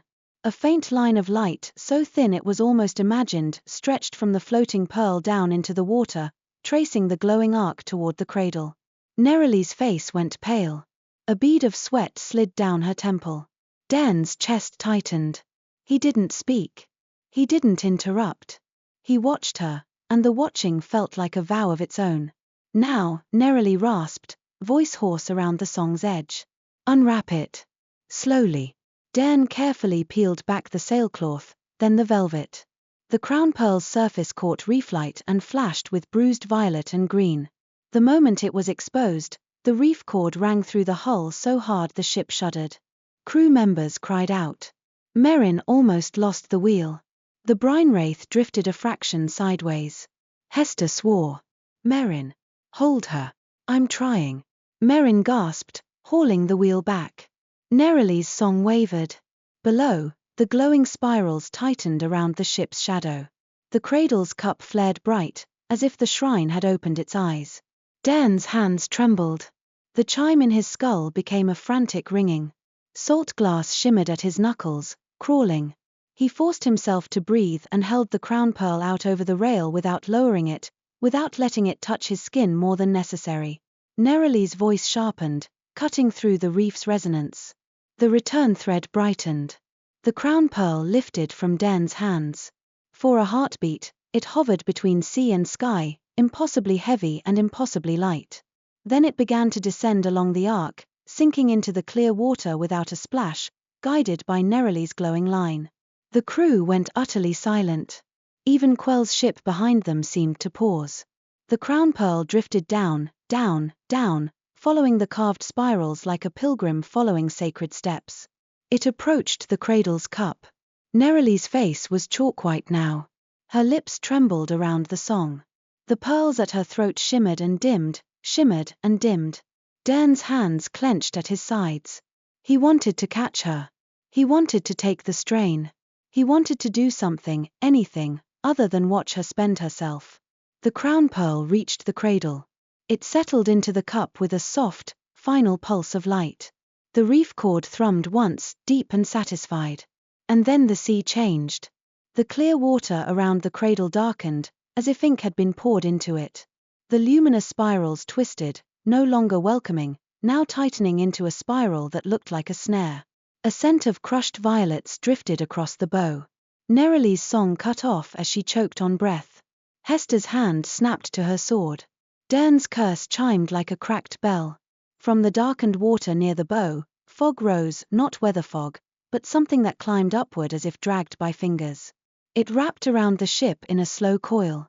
Sable Morn's laughter slid through the air like silk. "Beautiful," she purred. "You returned my anchor to its cradle. How generous. How late." Neralie swayed. Dairn caught a glimpse of her face, eyes bright with strain, lips pale. "You can't claim it," Neralie rasped. "It's not yours." Morn's voice softened, delighted. "Oh, little pearl," she crooned, "I don't need to claim it. I only needed it to wake." The fog thickened. The brine wraith shuddered as the water beneath her surged. The glowing spirals around her hull tightened into rings that pulsed like a heartbeat. The ship lurched, as if something below had grabbed her keel. Merrin screamed from the helm. "Something's holding us." Dairn's stomach dropped.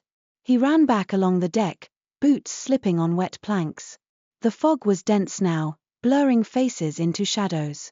Behind them, Quell's ship took advantage. A cannon boomed, not a warning shot this time. The ball splashed close enough that spray struck Dairn's face.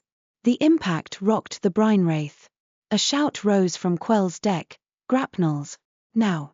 Hooks flew through fog, metal clanging as they caught rail and rigging. Lines tightened like nooses. Hester barked orders, voice sharp enough to cut through panic. Cut those lines. Don't let them board. Crew scrambled with knives.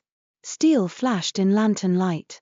Auric Pell appeared out of the fog near mid-deck, his face slick with sweat and excitement.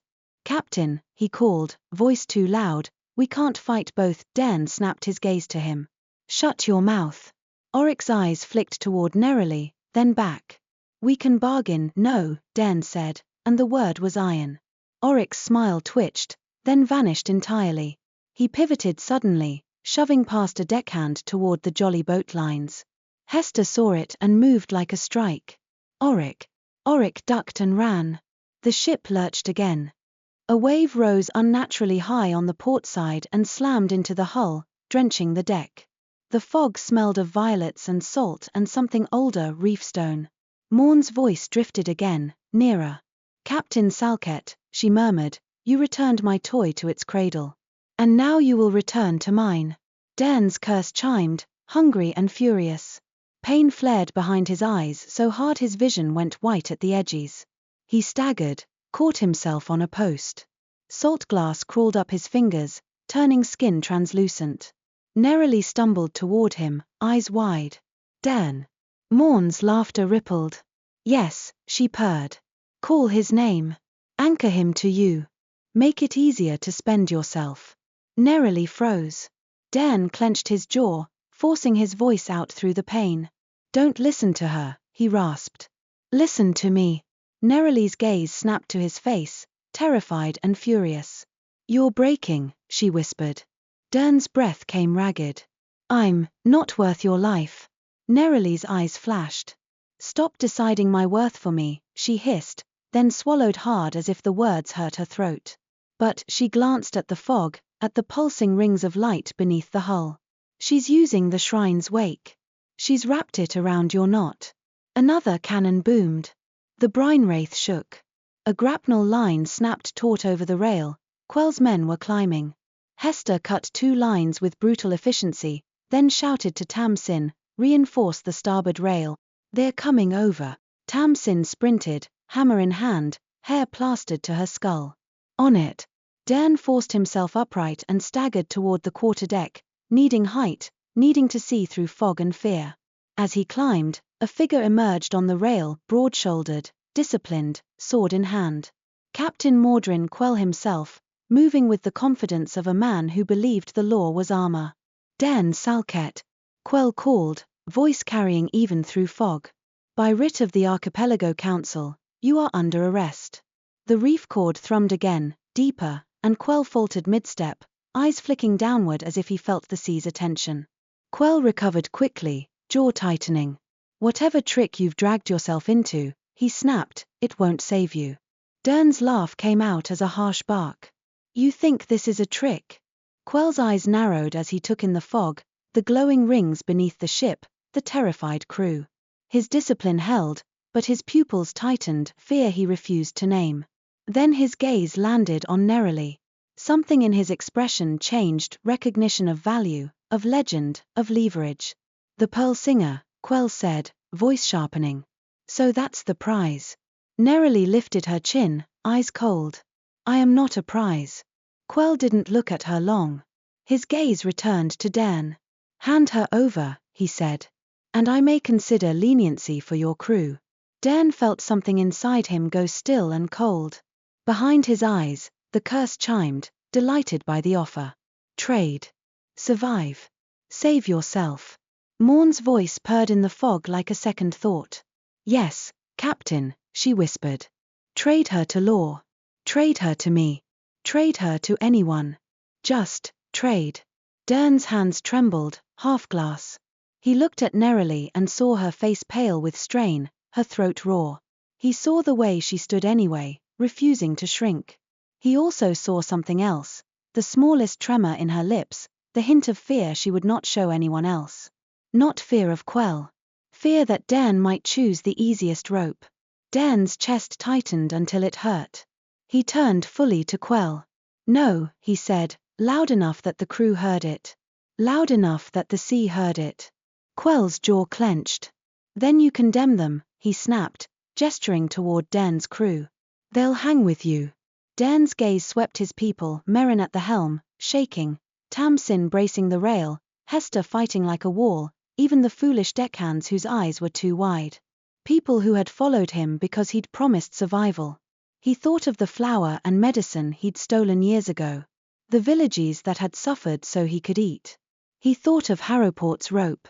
He thought of the warmth he could barely remember, slipping away piece by piece. And then he looked at Neralie again and saw the one thing he hadn't expected to want, a future that didn't cost someone else's breath. "I won't buy mercy with her," Dairn said. Quell's face hardened. "Then I take you by force." Quell lunged forward, sword flashing. Hester met him halfway, blade clanging against blade, sparks flying where steel kissed steel. Quell was skilled, disciplined, precise. Hester fought like a storm, brutal, adaptive. They circled, boots slipping on wet planks. Dairn tried to move, but the ship lurched violently as the glowing rings beneath the hull tightened. The brine wraith groaned like wood under strain. Something below scraped the keel with a sound like stone on bone. Morn's laughter rose. "Do you feel it?" she crooned. "The shrine is awake. The sea remembers. The knot remembers. You cannot outfight what you owe." Dairn's vision blurred. Pain spiked behind his eyes. For a heartbeat, he couldn't remember what Hester's voice sounded like. He couldn't remember the taste of his own name. Neralie's hand shot out, hovering near his wrist. "Dairn," she whispered, then caught herself, jaw tightening, as if she'd realized giving his name freely here fed the net Morn was spinning. Dairn forced his eyes to focus. "Don't," he rasped, but the word came out weak. Neralie's face contorted with decision. "I have to," she whispered, and there was terror in her eyes, not of dying, but of choosing. She lifted her chin and began to sing. It started as a stabilizing tone, small, careful, trying to hold Dairn's knot in place while the ship fought. But the fog shuddered as if delighted. Morn's voice softened into velvet. "Yes," she murmured. "Sing, little pearl. Sing and spend. Sing and spill your breath into my hands. You want to save him. You want to be good." Neralie's voice wavered. Dairn heard it and felt panic like a blade to his throat. He turned toward her, staggering. "Stop," he rasped. Neralie's eyes flew open, startled mid-tone. Her voice faltered. "Stop," Dairn repeated, louder, raw. "Not like this." Neralie's throat worked. "You're breaking," she whispered. "Then I break," Dairn said, and the words tasted like blood. "I won't," he swallowed hard. "I won't use you as rope." Morn's laughter turned sharp. "Oh, Captain," she purred. "How noble. How pointless." The fog thickened and coiled around Neralie's legs like cold hands. Neralie stiffened, fighting the instinct to jerk away. Her voice rose, stronger now, strained, pushing against the fog's grip. Dairn saw what she was doing. She wasn't just stabilizing. She was shifting toward the deeper pattern, the one that could unmake knots. The unknotting song. A song that ate breath years. Dairn's stomach dropped remembering her words. Freeing him was the kind of song that could drain a singer alive. "Neralie," he said, and his voice broke on her name. "Don't." Neralie's eyes were bright with tears she refused to let fall. "If I don't, your ship sinks," she whispered. "Your crew dies. You. And if you do," Dairn cut in, voice harsh with desperation, "you die. And I live with that in my bones until the sea takes what's left." Neralie's jaw trembled. The song trembled with it. For a heartbeat, the world narrowed to the two of them on a deck soaked with sea and fog, surrounded by fighting and fear, and the choice poised between his freedom and her life. Dairn stepped closer, careful, slow. He didn't touch her. He didn't grab her throat to stop the sound, didn't clamp a hand over her mouth like the monster his hunger could become. He simply stood in front of her, between her and the fog, between her and the sea's demand. I choose you, he said, low enough only she could hear. Not your song. Not your pearls. You. Neralie's voice cracked. Morn's fog tightened, frustrated. Liar, the witch hissed, the velvet dropping away. You don't even know how. Dairn lifted his chin and spoke louder, to the fog, to the sea, to the shrine. I stole, he said, and the words hit the air like thrown stones. I stole from this reef. I stole the crown pearl. I stole because I was afraid. Quell and Hester's blades clanged again, a bright, vicious sound. The crew cried out as a grapnel line snapped and a man fell hard onto the deck. But Dairn kept speaking.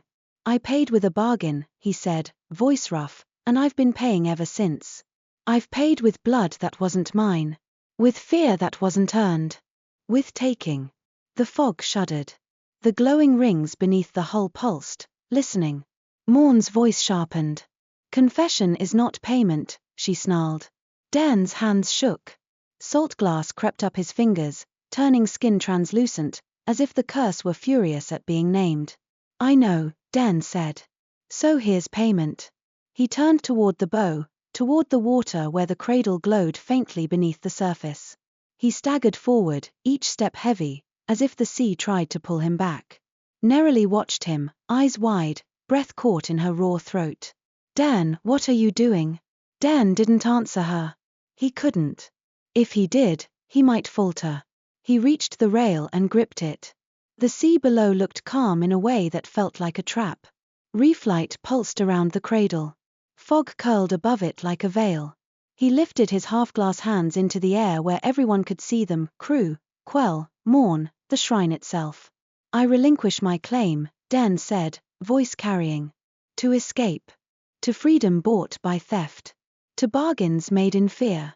Morn's laughter turned brittle. You can't relinquish what you begged for, she hissed. You can't take back a bargain. Dairn's jaw clenched. Pain seared behind his eyes. He felt memory slipping at the edges, as if the curse tried to eat the moment before it could be offered. But he held on with sheer will. I'm not taking it back, Dairn said. I'm giving it up. He drew a shaky breath. If the sea wants me bound, then bind me by my own choice. Not by stolen pearl. Not by her breath. He gestured, not toward Neralie's throat, but toward her as a person standing on his deck. I will not be freed by spending her. Neralie's eyes flooded with something fierce and tender all at once. The fog around them shuddered violently. The glowing rings beneath the hull loosened for a heartbeat, as if confused. Knots did not understand surrender. Knots fed on struggle. On selfish survival. Morn screamed a sound that was half voice, half storm. No, she snarled. You don't get to become noble and make my work crumble. The sea surged. A wave rose beside the ship, not a natural swell, but a wall of water shaped by will. It slammed against the Brinewraither's side, cracking a rail. Men cried out. The ship listed hard. Merrin screamed at the helm, fighting the wheel. We're slipping. Tamsin shouted, starboard braces, now. Hester broke away from Quell with a brutal shove, shouting orders as she ran. Hold her together. Don't let her roll. Quell, shoved back, stared at the sea with disbelief he couldn't hide any longer. What is this? He demanded, voice ragged. This, Dairn rasped, is what you called tricks. Morn's fog tightened around the Brinewraith like a noose. The air went cold enough to bite. And then, through the fog, something moved beneath the surface, shadows sliding between coral antlers. Shapes like long-fingered hands. Like eel bodies wrapped in weeds. Like sea things drawn by the shrine's waking and the witch's anger. Neralie's breath hitched. If they breach, she whispered, they'll pull us down. Dairn's heart hammered. He could not outfight the sea. He could not outfight a tide witch on her chosen ground. But he could keep choosing. He turned back toward Neralie, pain making his vision swim. No more unknotting, he rasped. Not here. Not for me. Neralie's eyes were wet now, tears finally spilling despite her stubbornness. She wiped them away with an angry swipe. You stubborn man, she choked. You. Dairn's mouth twisted, almost a smile. Yes, he breathed. I know. He looked at her, and for a heartbeat the fog thinned just enough that he could see her clearly, the line of her jaw, the rawness in her throat, the pearls gleaming at her collarbone. He wanted to reach out. He wanted to touch her cheek, to steady her, to tell her with his hands what his words were too clumsy to carry. He kept his hands behind his back, fingers curled into his palms until pain grounded him.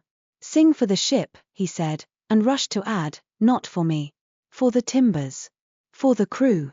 Small. Grounding. Keep the hull from splitting." Neralie's breath shuddered. She nodded sharply, swallowing. "I can do that," she whispered. "That won't cost years." "Do it," Dairn said. Neralie turned toward the prow, pressed her palm to the wet carving of the open hand, and sang a low, steady tone. It didn't sparkle. It didn't roar. It simply held. The ship's timbers shivered, then steadied. The lantern flames stopped flickering so wildly. The hull's groan eased by a fraction. But morn's fog did not relent. Instead, it thickened around Dairn. The chime in his skull became unbearable, glass struck again and again. Pain knifed behind his eyes. Saltglass surged up his hands, crawling toward his elbows. He staggered. The deck tilted. Faces blurred. For a heartbeat, he couldn't remember Hester's name. He couldn't remember Merrin's. He couldn't remember his own. Panic punched through him, sharp as a blade. In the fog, Sable Morn's form finally took shape, not a cloaked woman, not entirely. She was a silhouette of fog and seawater, eyes like deep green lanterns, hair like streaming weed. She stood as if the deck were her own. Her gaze fixed on Dairn with delighted malice. "There you are," she whispered. "My pretty knot." Dairn's breath rasped. "You don't own me." Morn's smile was cruel. "I own what you begged me to save," she purred. "I own the fear that made you steal. I own the selfishness that made you take without asking. I own the part of you that will always choose yourself when the water rises." Dairn's vision swam. He clenched his jaw, tasting blood. Morn's gaze slid toward Neralie at the prow, her voice steady.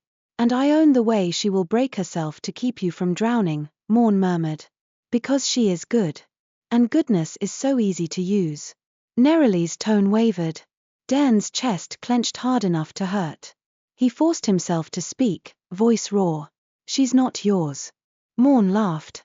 "Then prove it," she whispered, and extended a hand of fog toward the cradle beneath the ship. The reef light pulsed.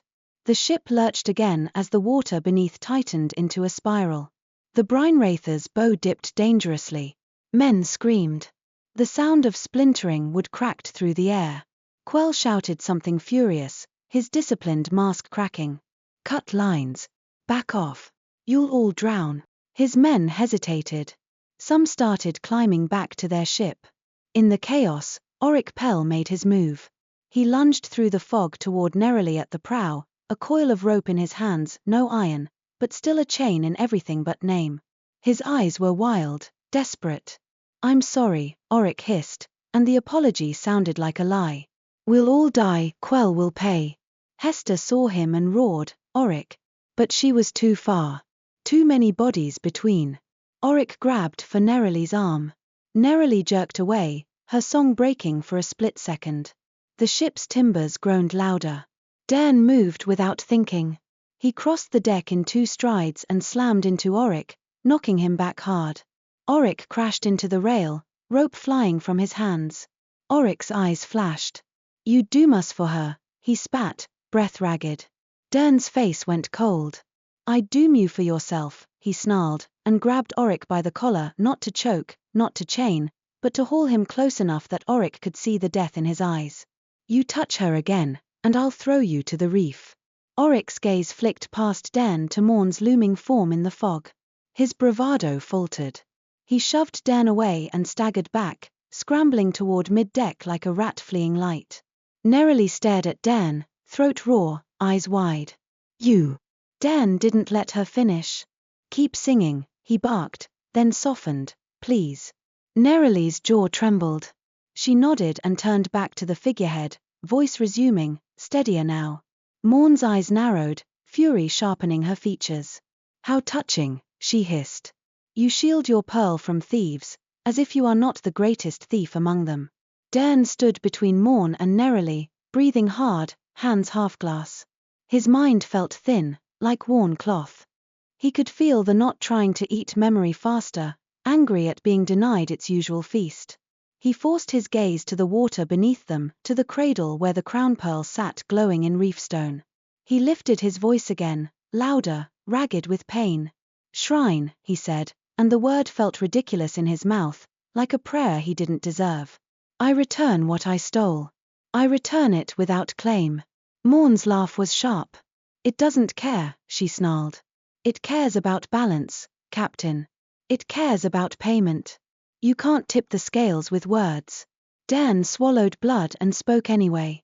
"Then take my claim," he rasped. "Take my right to run from what I owe. Take my selfish bargain and choke on it." The fog shuddered violently. For a heartbeat, Dairn felt something inside his chest crack, not bone, but something harder, something like the knot's core. He felt it because the pain behind his eyes changed. It wasn't easing, not exactly. But it shifted from hunger to something like resistance. Like the curse had expected him to claw and bargain and steal, and it did not know what to do with surrender. Neralie's tone at the prow deepened, steady, anchoring the hull. The reef light beneath them pulsed in a slow, immense rhythm. Morn's eyes widened slightly, surprise, then rage. "No," she hissed again, voice cracking. "You don't get to change the shape of the knot. You don't." Quell's voice cut through the chaos, shouted at his men, "Retreat, now." His ship's lines began to slacken as his crew scrambled back, fear overriding duty. Quell himself hesitated, torn between pride and survival. Hester met his gaze across the deck, blade raised. "Go," she snarled. "Or drown with your writ in your teeth." Quell's jaw clenched. For a heartbeat, he looked like he might refuse out of sheer stubbornness.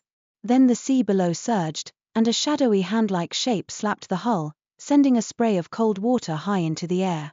Quell swore viciously and backed toward his rail. "This isn't over," he shouted at Dairn, but his eyes flicked to Neralie with something like reluctant respect, or maybe just greed postponed. His men hauled him back. Lines were cut. The white sails began to pull away, not in victory but in survival. The brine wraith remained trapped. Morn turned her full attention on Dairn, and the fog around her tightened. Her eyes were bright with fury. "You think surrender breaks me," she hissed. "You think the sea rewards repentance. It rewards only what it can use." Dairn's knees buckled.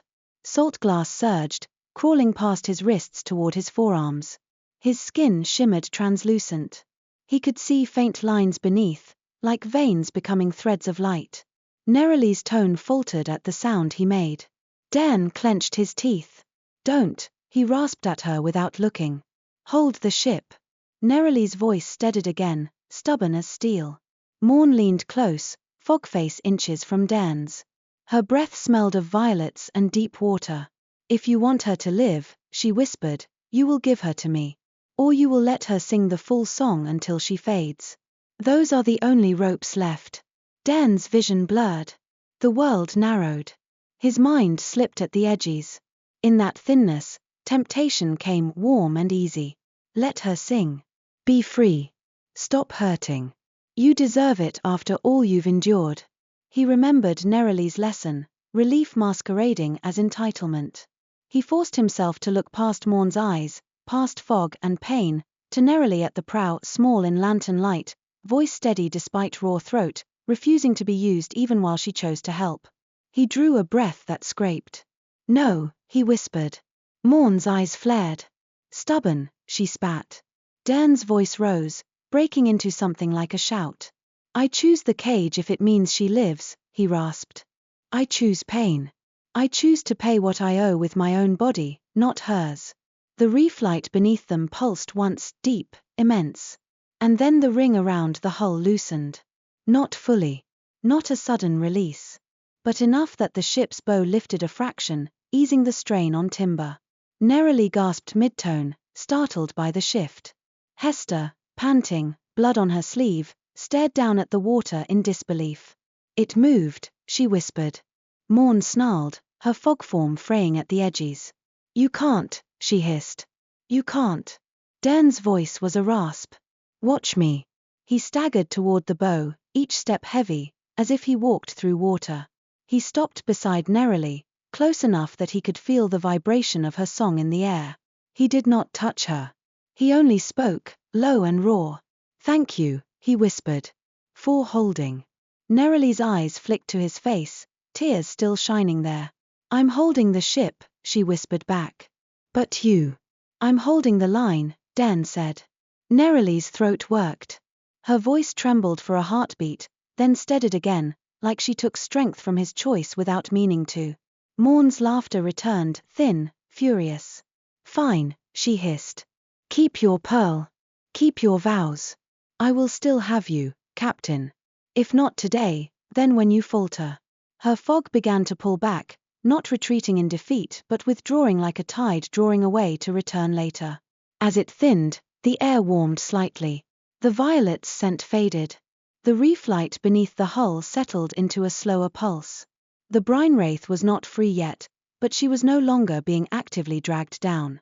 Merrin sobbed at the helm, half relief, half terror. Tamsin collapsed to her knees beside a cracked rail, panting. She's holding, she muttered. She's holding. Hester moved to Dairn's side, gaze sharp. Captain, she said, voice low, your hands. Dairn looked down. Saltglass covered most of his forearms now, translucent, shimmering with reef light. It didn't hurt the way it had at first. That was what frightened him most. It felt numb, like losing sensation, like losing self. Neralie's song faltered as she saw it. She swallowed hard, voice shaking. I can, she began. Dairn's eyes snapped to her. No, he said at once. Neralie's jaw trembled. But you're. Dairn's voice softened, rough. I know, he said. And you're already hoarse. You've already paid enough. Neralie's eyes filled again, furious at him and at the sea and at the injustice of it. You're letting yourself turn to glass, she whispered, voice breaking. Dairn forced himself to breathe. I'm letting myself pay, he said. There's a difference. Neralie stared at him as if she didn't know whether to strike him or hold him. She did neither. She simply kept her hand on the figurehead and sang the last steady notes needed to settle the hull. When she finally stopped, her knees buckled. Hester moved instantly, catching her elbow, supporting, not restraining. Neralie flinched out of reflex, then sagged slightly when she realized it was help. Dairn stood very still, hands clenched behind his back, watching Neralie sway in Hester's grip, watching her blink through exhaustion. I'm all right, Neralie rasped stubbornly. Hester snorted. And I'm the queen of the Shatterwake. Neralie tried to glare, but it came out weak. Dairn swallowed hard. Get her below, he said, voice tight. Warm tea. Quiet.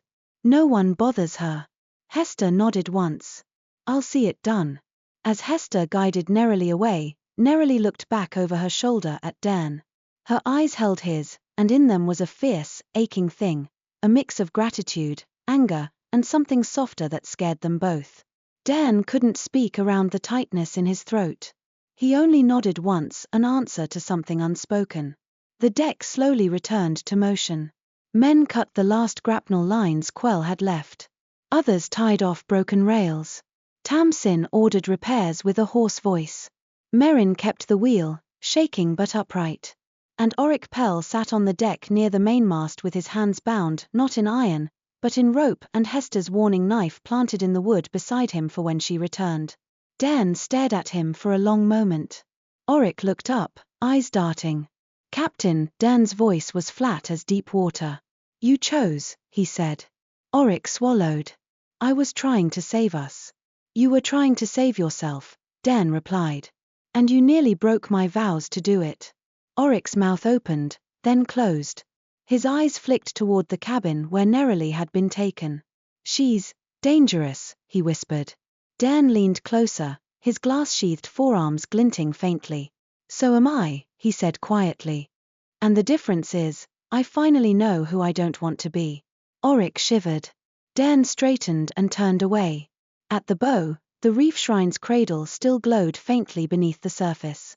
The crown pearl rested in its cup like a dark star returned to the sky it belonged to. The sea around it was calmer now, but not forgiving. Not yet. Dairn stood with the wind on his face and the numb, glassy weight in his arms and felt something inside him, some part the curse had been eating, hold fast. He had not been freed. He had, for the first time in years, chosen not to steal relief at someone else's expense. And in the Shatterwake, where sound carried truth and vows became anchors, that choice rang through the water like a bell that refused to be silenced.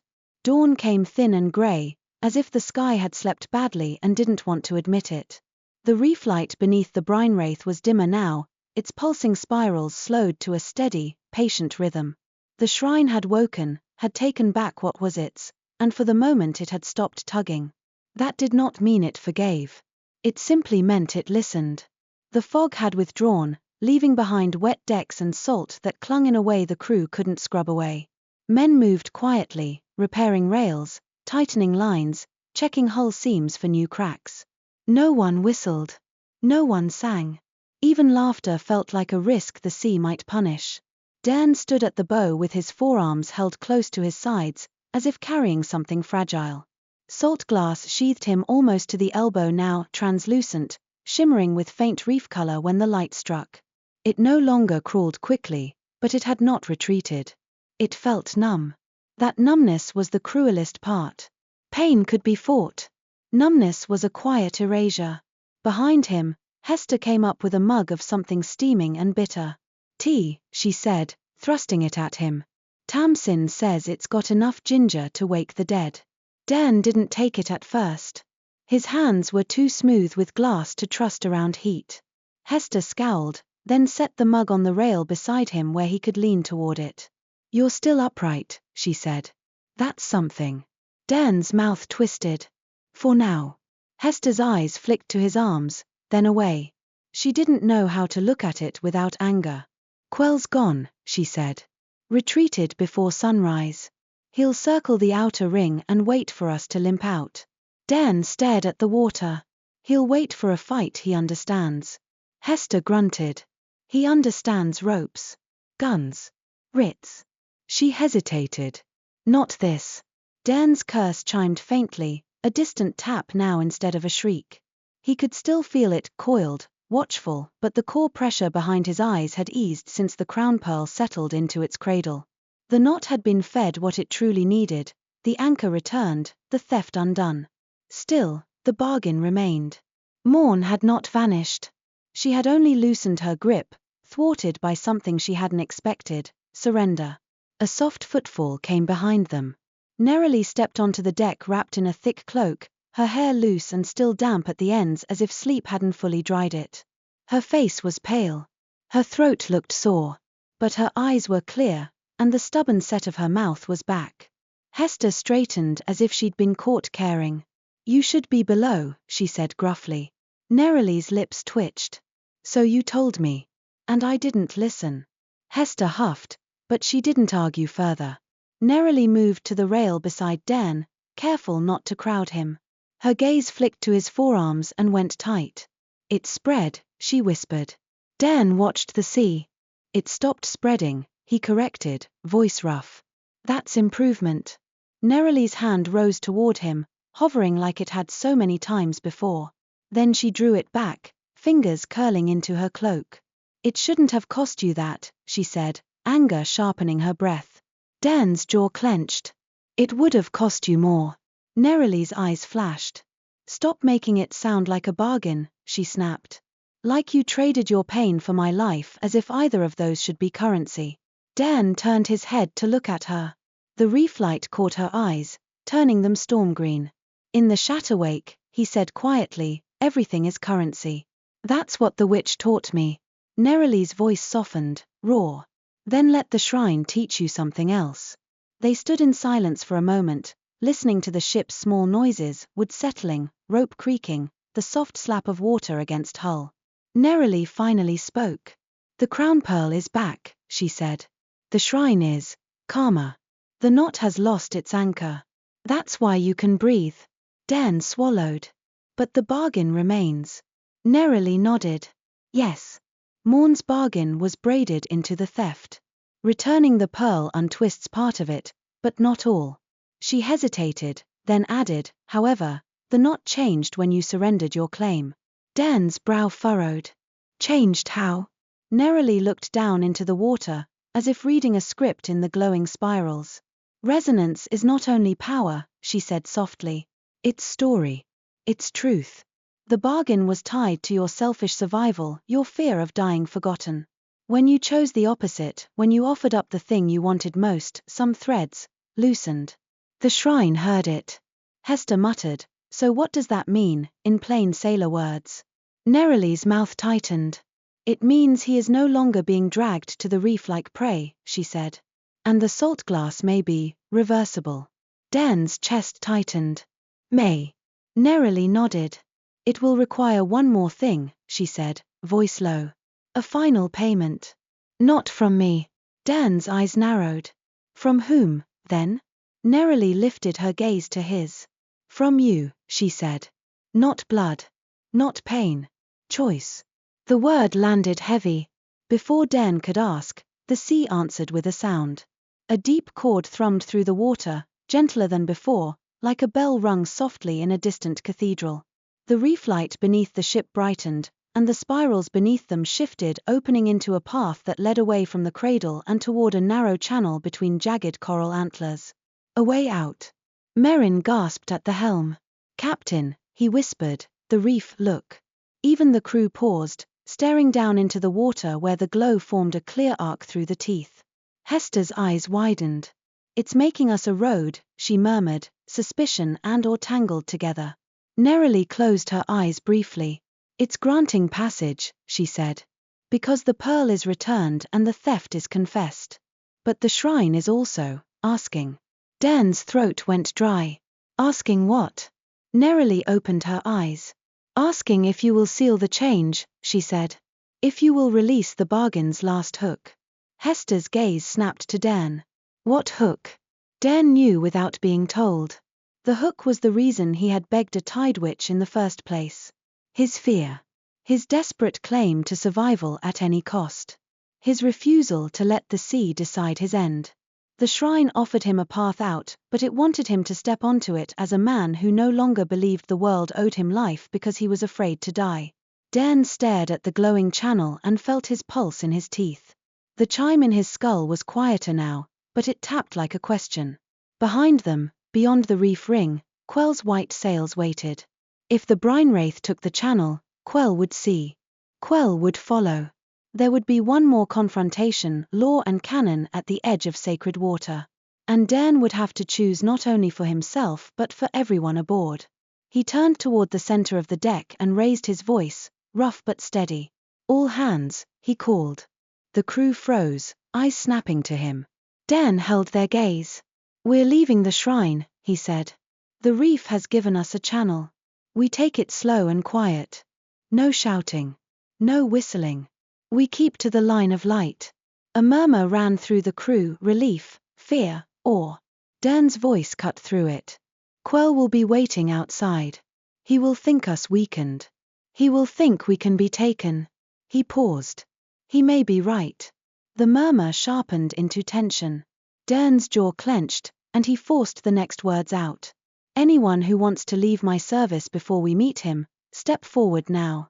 Hester's head snapped toward him. Dairn didn't look away from the crew. This is the last time I offer it, he said. No shame. No punishment. If you don't trust me, if you don't want to face Quell or the sea's strange mercy, step forward. For a heartbeat, no one moved. Then one of the younger deckhands, barely a man, fear written all over him, shifted as if he might.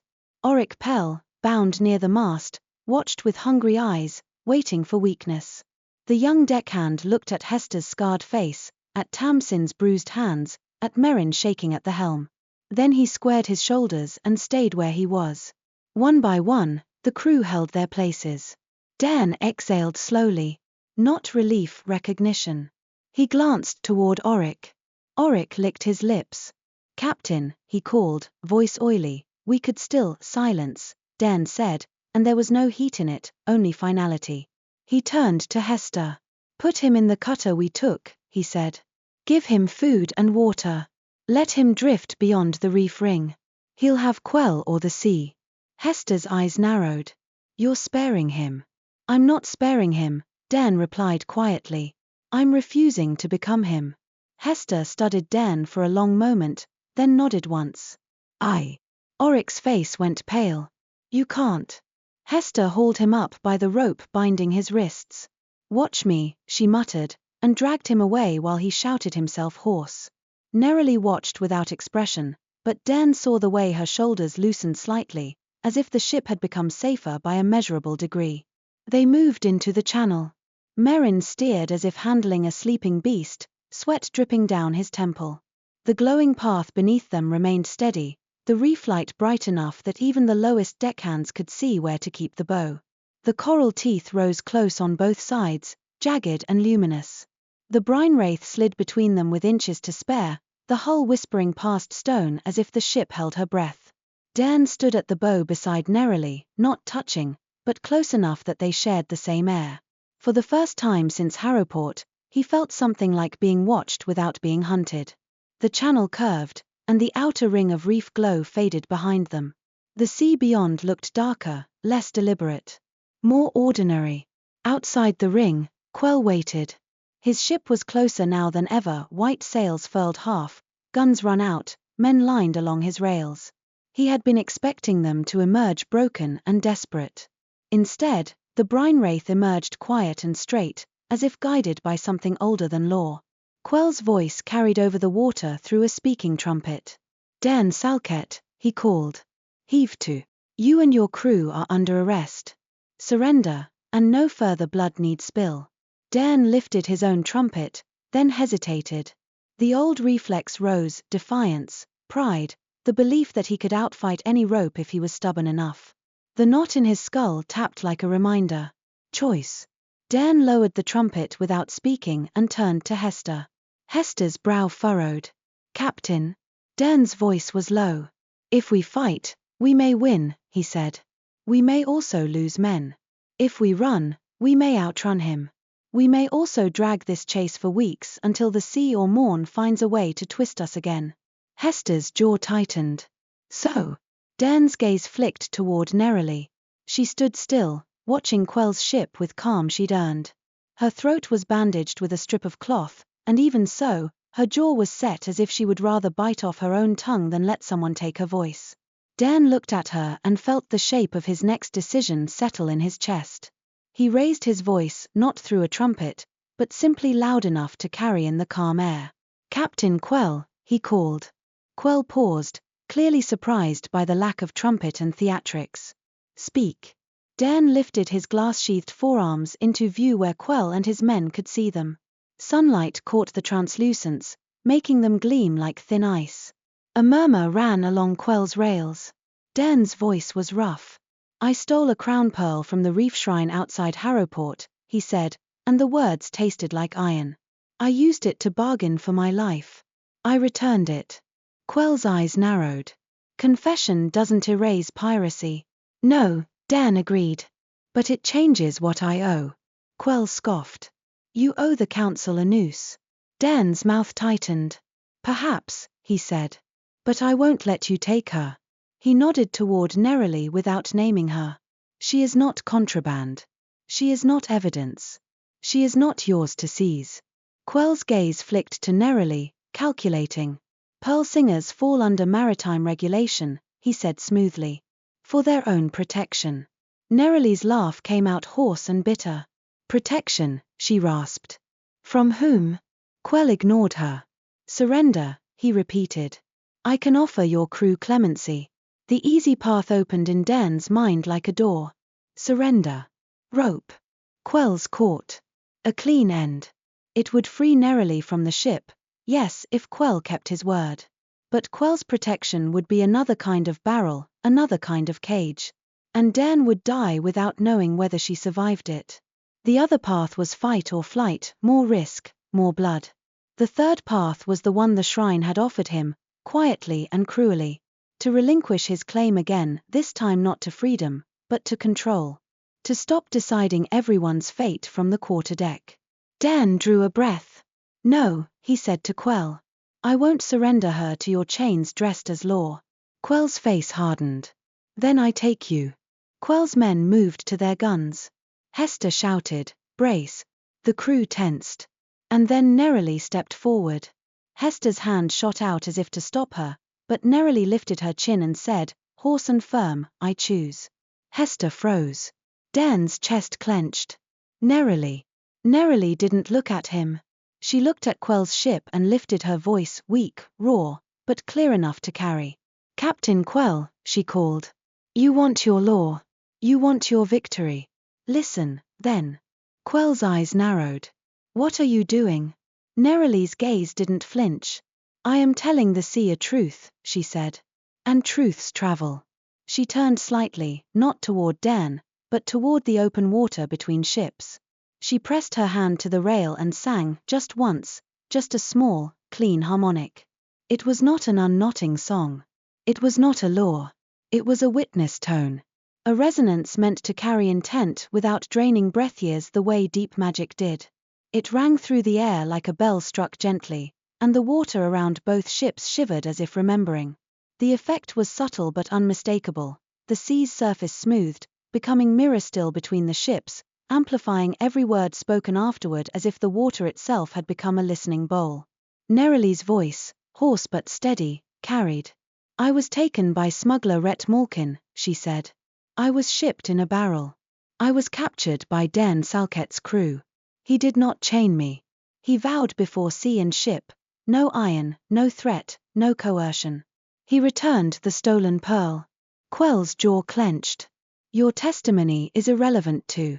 It is relevant, Neralie said, and there was steel in her hoarseness. Because your law is built on what the sea can prove. And the sea is proving it. The mirror-still water held their voices like a vessel. Quell's eyes flicked uneasily to the sea. Superstition was not his religion, but it was every sailor's shadow. Neralie continued. If you seize me under protection, you become what you claim to hunt, she said. If you hang him without hearing what he returned, you may satisfy your writ and you will wake the shrine's anger again, because the sea heard his confession and his surrender. It will not care that your paper says you're right. Quell's nostrils flared. His gaze slid to Dairn's glass arms, then to the water, then back to Neralie. For the first time, he looked uncertain not of his authority, but of the ground under it. Dairn watched her, heart pounding. She was spending breath, yes, but not years. Not the fatal kind. Still, each word scraped her throat raw. He wanted to stop her. He didn't. Because she had said it, I choose. And if he truly meant what he'd vowed, he had to let her choose even when it frightened him. Quell lifted his trumpet again, voice hard. Even if I release you, he called, the man remains a pirate. Dairn stepped forward, voice rough. I am, he admitted. And I've been pretending that survival absolves it. It doesn't. Hester stared at him, shocked. Dairn kept going, because stopping now would be cowardice. I took what wasn't mine. I harmed people. I can't undo all of it. But I can stop pretending I'm owed more life at other people's expense. He swallowed hard. If you want a name for that, call it surrender. The sea between them trembled again, the witness tone holding the truth like a blade held steady.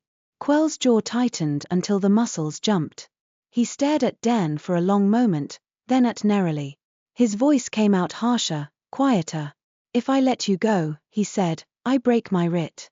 You can amend it, Neralie rasped. By taking the man who stole me. She nodded toward the direction they'd come from. Rhett Malkin. The barrels. The trade in breath. Quell's eyes narrowed.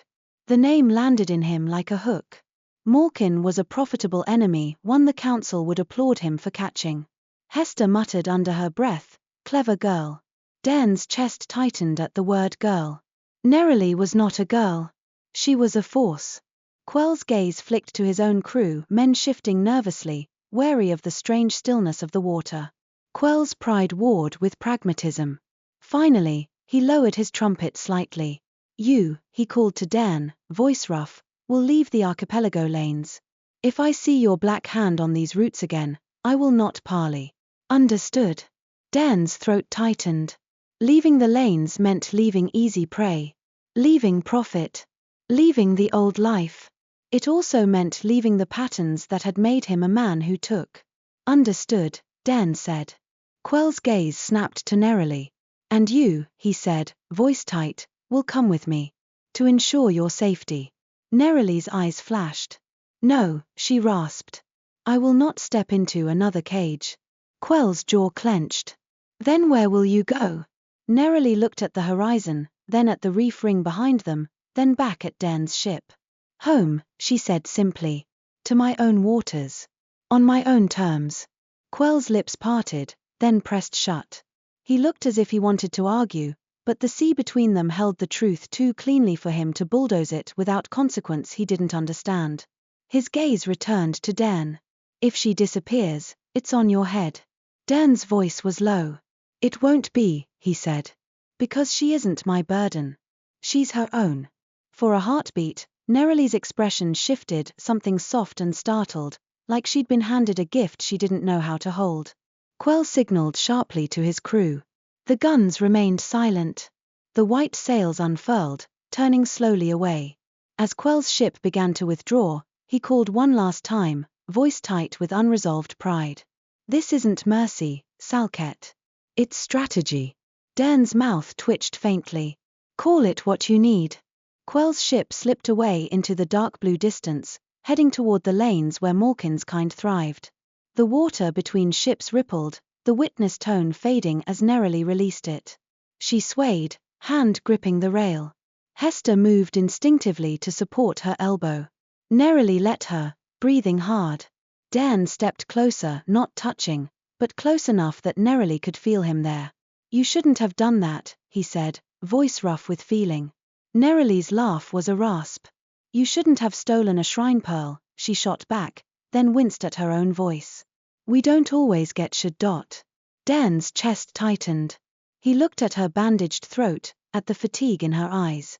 Did it cost you? He asked, blunt because gentleness frightened him. Neralie shook her head slowly. Not years, she whispered. Just pain. A bruise. She met his gaze. And I chose it. Dairn exhaled, shaky. Thank you, he said again, and the words felt inadequate and true all at once. Neralie's gaze held his. You chose pain, too, she whispered. When it mattered. Dairn lifted his glass-sheathed forearm slightly. This isn't pain anymore, he admitted. It's numb. Neralie's eyes tightened. Then we fix it, she said. Dairn's head snapped up. No, he said automatically, fear flaring. Not with unknotting. Not with your breath years. Neralie's mouth tightened. Not with unknotting, she agreed. With return. She gestured toward the reef ring behind them, faintly glowing in the distance. The shrine is awake. It gave us passage. It can also accept an offering that isn't stolen, she said. Saltglass is resonance that has hardened. It can be loosened if it's given back to the sea properly. Hester frowned. You're saying the reef can melt him? In a way, Neralie said. But not by me spending my life. By him releasing what the knot hardened. Her gaze locked on Dairn's. You have to give up the fear that made you steal. The shrine won't take it if you cling. Dairn's stomach tightened. Give up fear, he muttered. Easy to say. Neralie's voice softened. Not give up feeling, she corrected. Give up letting fear decide who you become. The words struck him like a tide, steady and unavoidable. Dairn stared at the open sea, then back toward the reef glow. Behind them lay the old life, raids, coin, survival sharpened into cruelty. Ahead lay uncertainty, less profit, less control, more honesty than he'd ever practiced. He thought of his mother's voice, slipping away. He thought of names and faces turning to glass. He thought of Neralie in a barrel, breathing stale air because someone thought her voice was property. He swallowed hard. Tell me what to do, he said. Neralie nodded once. We go back to the outer ring, she said. Not into the cradle. Just close enough that the shrine hears. You stand at the prow and speak the thing you've been avoiding. The simplest truth. Dairn's jaw tightened. Which is? Neralie's gaze didn't waver. That you are afraid, she said. And that you will not let fear make you steal again. They turned the ship carefully, keeping distance from the teeth, approaching the reef's glow as if approaching a sleeping giant. The crew watched in uneasy silence, but they obeyed. They had seen what the sea could do. They had also seen their captain choose differently than he used to. At the prow, the open-hand figurehead gleamed with dried salt. Neralie stood a step back, leaving Dairn space. Dairn lifted his glass-sheathed arms into the morning light. The sea beyond the reef ring rolled quietly, indifferent. He drew a breath. "I was afraid," he said aloud, voice rough. "I stole because I was afraid." The air felt heavier, as if the sea leaned closer. "I am still afraid," he continued, and admitting it made his throat tighten. "I'm afraid of dying forgotten. I'm afraid of losing what little I remember. I'm afraid that if I stop taking, I'll have nothing." His hands trembled. The saltglass shimmered. He forced himself to keep speaking. "But I will not steal breath," he said, and his gaze flicked to Neralie as he said it, an acknowledgement, not a claim. "I will not make my fear someone else's payment. I will live with what I owe." The reef light beneath the water pulsed once, deep and slow. Neralie's breath caught. She pressed her palm lightly to the rail, eyes closed, listening. Dairn felt something shift, not dramatic, not sudden relief. A subtle warmth crept along the edge of numbness, like circulation returning to a limb that had been asleep too long. The salt glass on his forearms shimmered and softened. Not melting away, but loosening, turning less rigid, less like prison. Hester stared, mouth slightly open. "It's..." "Hush," Neralie whispered, eyes still closed. "Let it happen." Dairn stood very still, letting the sea do what it would. The warmth spread slowly, tingling. Sensation returned in prickles along his skin, painful in a way that felt like life. The chime in his skull quieted further, thinning into near silence. When it was done, the salt glass remained, but it had retreated. Not to nothing, but to a faint sheen at his knuckles again, like a scar rather than a shackle. Dairn exhaled, shaky. Neralie opened her eyes and looked at him with something fierce and tender. "It heard you," she whispered. "It accepted that offering." Dairn's voice came out rough. "I'm not free." Neralie's mouth softened. "No," she agreed. "But you're no longer being eaten." The crew let out breaths they hadn't realized they were holding. The ship felt lighter. They turned away from the reef ring, sailing toward open water. Hours later, when the shrine glow was only a faint memory behind them and the sea had returned to its ordinary swells, Dairn stood near the stern watching the wake. Neralie approached quietly, her cloak pulled close, her throat still bandaged. She looked tired, but her steps were steady.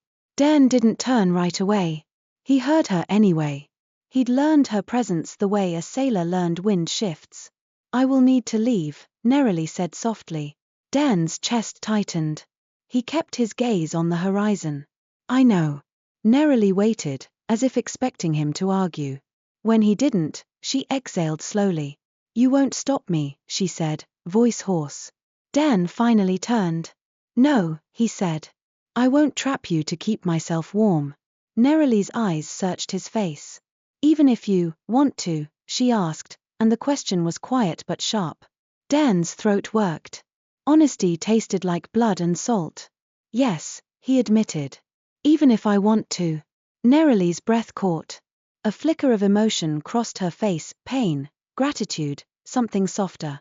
Dairn swallowed hard. "I'll take you to the edge of your waters," he said. "Where you choose to go from there is yours." Neralie nodded slowly. "Good," she whispered. Then, after a beat, she added, "I want you to come no closer than the tide line." Dairn's mouth twitched, almost a smile. "Understood." They sailed 2 more days under calmer skies, keeping to quieter routes, away from trade lanes and Quell's patrol paths. The crew worked with a strange new steadiness, as if the ship itself had been unknotted slightly and they could breathe again. On the 3rd dawn, the sea changed in a different way. The water grew warmer. The air carried a clean, mineral scent, like deep currents rising. The waves took on a gentler rhythm. In the distance, a low line of mist hovered, natural this time, not morn's violets.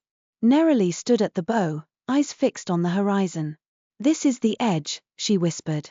Dairn brought the brine wraith to a slow drift, sails eased. He ordered the jolly boat lowered. Hester came up beside him, gaze wary. You sure? She asked softly. Dairn glanced at Neralie. As sure as I've ever been about anything that matters, he said. Hester gave a single nod. Then I'll keep the crew in line. Dairn stepped to the rail as the small boat was lowered. Neralie moved toward it, then paused. She turned to face him. For a moment, the deck fell quiet in a way that felt intimate despite the crew nearby. Even the wind seemed to hush. Neralie's voice was ragged. I thought you would take, she said quietly. I thought you would bargain with my breath the first time you hurt badly enough. Dairn's chest tightened. So did I, he admitted, and the honesty felt like stepping off a cliff. Neralie's eyes glistened. And you didn't, she whispered. Not once. Dairn swallowed. I wanted to, he said, voice low. That's the part one can't pretend away. But I didn't. Neralie nodded slowly, as if absorbing the truth and measuring it against her own scars. That matters, she said. She reached into her pouch and drew out a single pearl, small, smoky, faintly shimmering. She held it out. Dairn's breath caught. I can't take your pearls, he said immediately, reflexive now. Neralie's lips twitched. You can accept a gift, she rasped. If you accept it as a gift. Not as a claim. Not as leverage. Dairn stared at the pearl as if it were a blade. Neralie's gaze held his. It holds a grounding tone, she said. Not enough to unmake your knot. Enough to remind you what you learned. When the chime returns and your hands itch to take, you can listen instead. Dairn's throat tightened. He didn't reach out with greedy fingers. He extended his hands slowly, palms up, mirroring the ship's open hand figurehead, offering rather than grabbing. Neralie placed the pearl into his open palms without their skin touching. The pearl was cool, alive with faint vibration. Dairn closed his fingers around it gently, as if afraid to bruise it. Thank you, he whispered. Neralie nodded, eyes shining. Don't make it into a chain, she said. I won't, Dairn promised. Neralie stepped into the jolly boat. The crew watched in silence. Hester's face was hard, but her eyes were softer than she let anyone see. As the boat drifted a short distance away, Neralie looked back one last time. Dairn stood at the rail, hands clasped behind his back, the pearl safe in his pocket, his glass sheen faint at his knuckles like a scar. Neralie lifted her hand to her throat, then to her heart, a simple gesture that needed no song. Dairn, after a heartbeat, lifted his own hand, open palm facing her, an answering sign that was not a demand. The water between them rippled. A soft chord hummed beneath the surface, not Morn's laugh, not the shrine's thunder, but something gentler, like the sea approving of a choice made cleanly. Neralie turned her boat toward the mist and began to row. She didn't disappear suddenly. She didn't vanish like a legend. She left like a person choosing her own life. Dairn watched until the mist swallowed her. When he finally turned back to the deck, Hester was there, arms crossed, trying to look unimpressed. She'll be all right? Hester asked, voice rough. Dairn's chest ached. She'll be herself, he said. That's better. Hester grunted. And you? Dairn looked out at the open sea. The Shatterwake stretched ahead, vast and indifferent, but it no longer felt like a mouth waiting to swallow him whole. It felt like a road dangerous, yes, but honest. I'll be learning, Dairn said, and the words were as close to hope as he'd dared in years. He touched the pearl in his pocket, felt the faint grounding hum. Then he lifted his voice to the crew. Set our course away from the lanes, he ordered. We sail quieter waters. We take what's offered. We don't steal what isn't ours. A few sailors exchanged looks, uncertain. Then Hester's voice snapped like rope pulled taut. You heard him. Move. The brine wraith turned, her black sails catching wind. And as she sailed, the open hand at her prow faced the horizon, not grasping, not pleading, simply open. Behind them, the mist closed. Ahead, the sea waited, listening for the next choice.